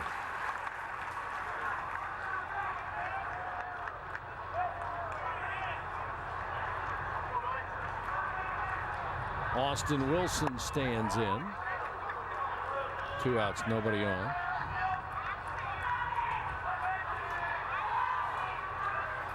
Had a tough night at the plate. He's grounded out 3 times, twice in the double plays.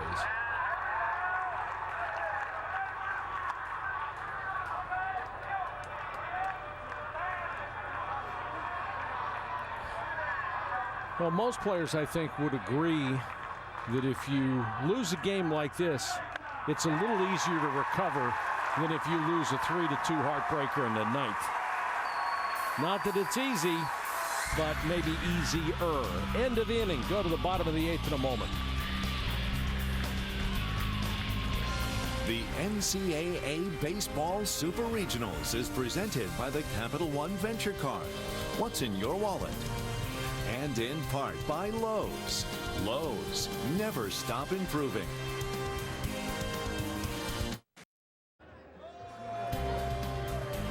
If you were just joining us, you missed an onslaught of Florida State offense aided by poor pitching from the Stanford Cardinal. 12 walks, 4 men hit by pitches. Lee Brandt went 6 innings. He stands to be the winner. And the All-American Mark Appel is on the big hook for the loss in this one. It would only be his 2nd defeat of the entire season. In the bottom of the 8th, and this is Lee Howard, backup catcher, coming on to get an at-bat. Giving McGee a break. Well, that's nice of Mike Martin to give him a break. That's his this will be his 23rd inning off all year.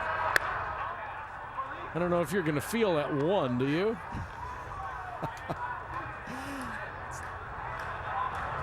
It's still a break.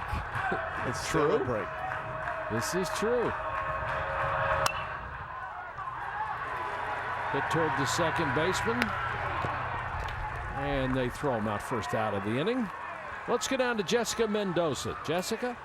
Well, I spoke with Stanford head coach Mark Marquis before the game about his mutual respect for Florida State coach Mike Martin. I mean, these guys go back, way back, 36 years and 33 years respectively.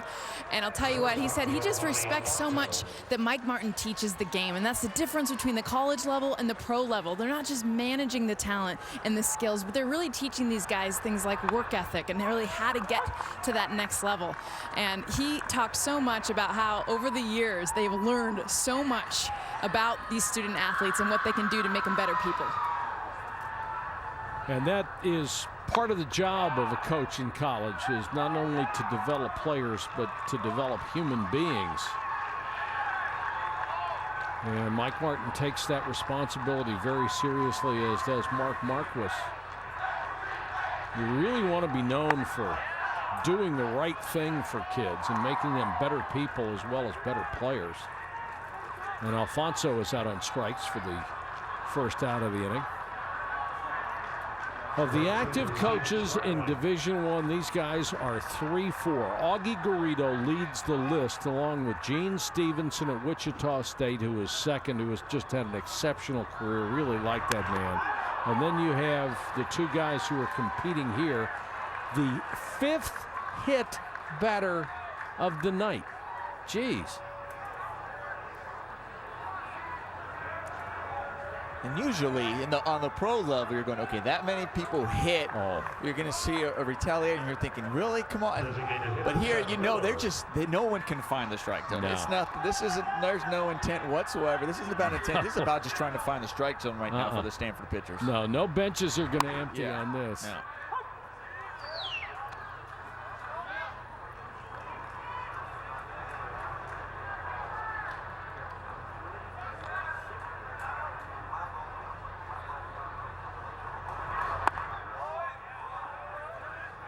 Well, you see it when we were checking out all those coaches and all the wins that they have, from Stevenson to Garrido to Mike Martin. I mean, having that attitude of trying to develop guys like Ramsey, it's because of how great coaches they have, that guys like him want to come back their senior year, still want to be part of the program. All the great players that he's had play for him.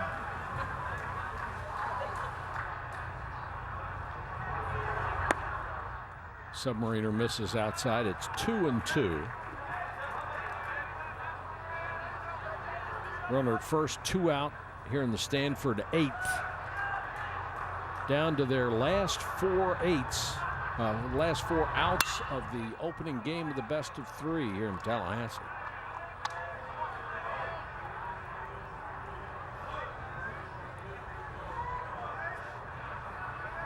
Tonight's Capital One player of the game, starting second baseman for the Seminoles, Devin Travis, 3 for 5, 2 homers to left, 6 driven in. He scored 3 himself. That's worthy of a player of the game award, isn't it? The 8th inning over for Stanford. They're down 17-1 as we go to the bottom of the 8th in Tallahassee, Florida. 9th inning in Tallahassee. Welcome back to the NCAA Baseball Super Regionals, presented by Capital One. Since the 4th inning, it's been a one-sided affair, with Florida State capitalizing on Stanford mistakes and taking a commanding 17-1 lead. And we've got a new pitcher to finish it out. His name is Mac Wall. Lanky right-hander. Mac Wall, experienced reliever here. They use him mostly as a long reliever, but I don't think they're looking for a long relief right now, trying to get out of this inning. And we just saw Lee Brandon there in the dugout trying to finish off this victory for Lee Brandon. Good ERA for Wall, 2.52 for Lee Brandon. This would be his 8th victory of the season. The young freshman who was the opening day pitcher for Mike Martin, something he had never done before.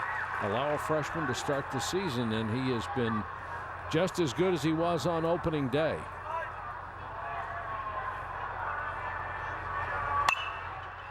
And we will see another freshman tomorrow. This is Brett Michael Doran. Mike Compton, the freshman right-hander, will start tomorrow for the Seminoles in game 2 and try to wrap up this best 2 out of 3 series. Strike 3 called. 1 gone here in the Stanford 9th. Here is our part of the bracket, UCLA and TCU. That's on ESPN right now. LSU and Stony Brook in a great game. They're going to resume in the 12th inning tomorrow morning on ESPN2 at 11 o'clock. I mean, that was an exciting game. I mean, after taking the break and having to resume tomorrow, I mean, can you continue that excitement? I mean, you have to tune in to see if it continues. Well, I know we'll be watching. I wouldn't want to miss that. Stony Brook was really impressive. And you got to hand it to LSU. They had to have solo home runs in the 9th, 10th, and 11th to stay alive in that ball game after Stony Brook just kept pounding away at them. Great ball game. Waugh trying to finish it here in the Stanford 9th. Dominic Jose walked his first time up, and an off-speed pitch caught him. 2 gone. You see Mark Appel there. Obviously a rough night for him today and for the entire Stanford pitching staff and Stanford club. And a good night for Lee Brandt and FSU.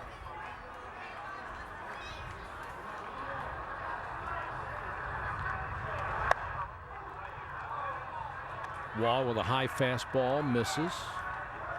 The worst loss against Oregon State was back in 2006. That was 15-0 in NCAA tournament play. This is worse, 17-1.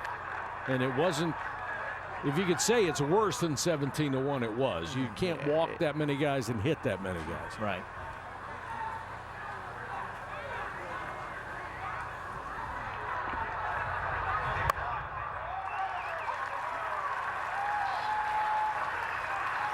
A ball and 2 strikes.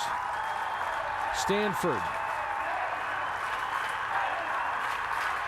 down to its last strike, and that's it. Waugh strikes out the side to preserve a 17-1 win for the Seminoles. For Jessica Mendoza, Nomar Garcia-Parra, this is Mike Patrick. Thanks for watching, everybody. Coming up next, Friday Night Fights presented by Corona Extra. This has been a presentation of ESPN, the worldwide leader in sports. For more, log on to ESPN.com. Good night from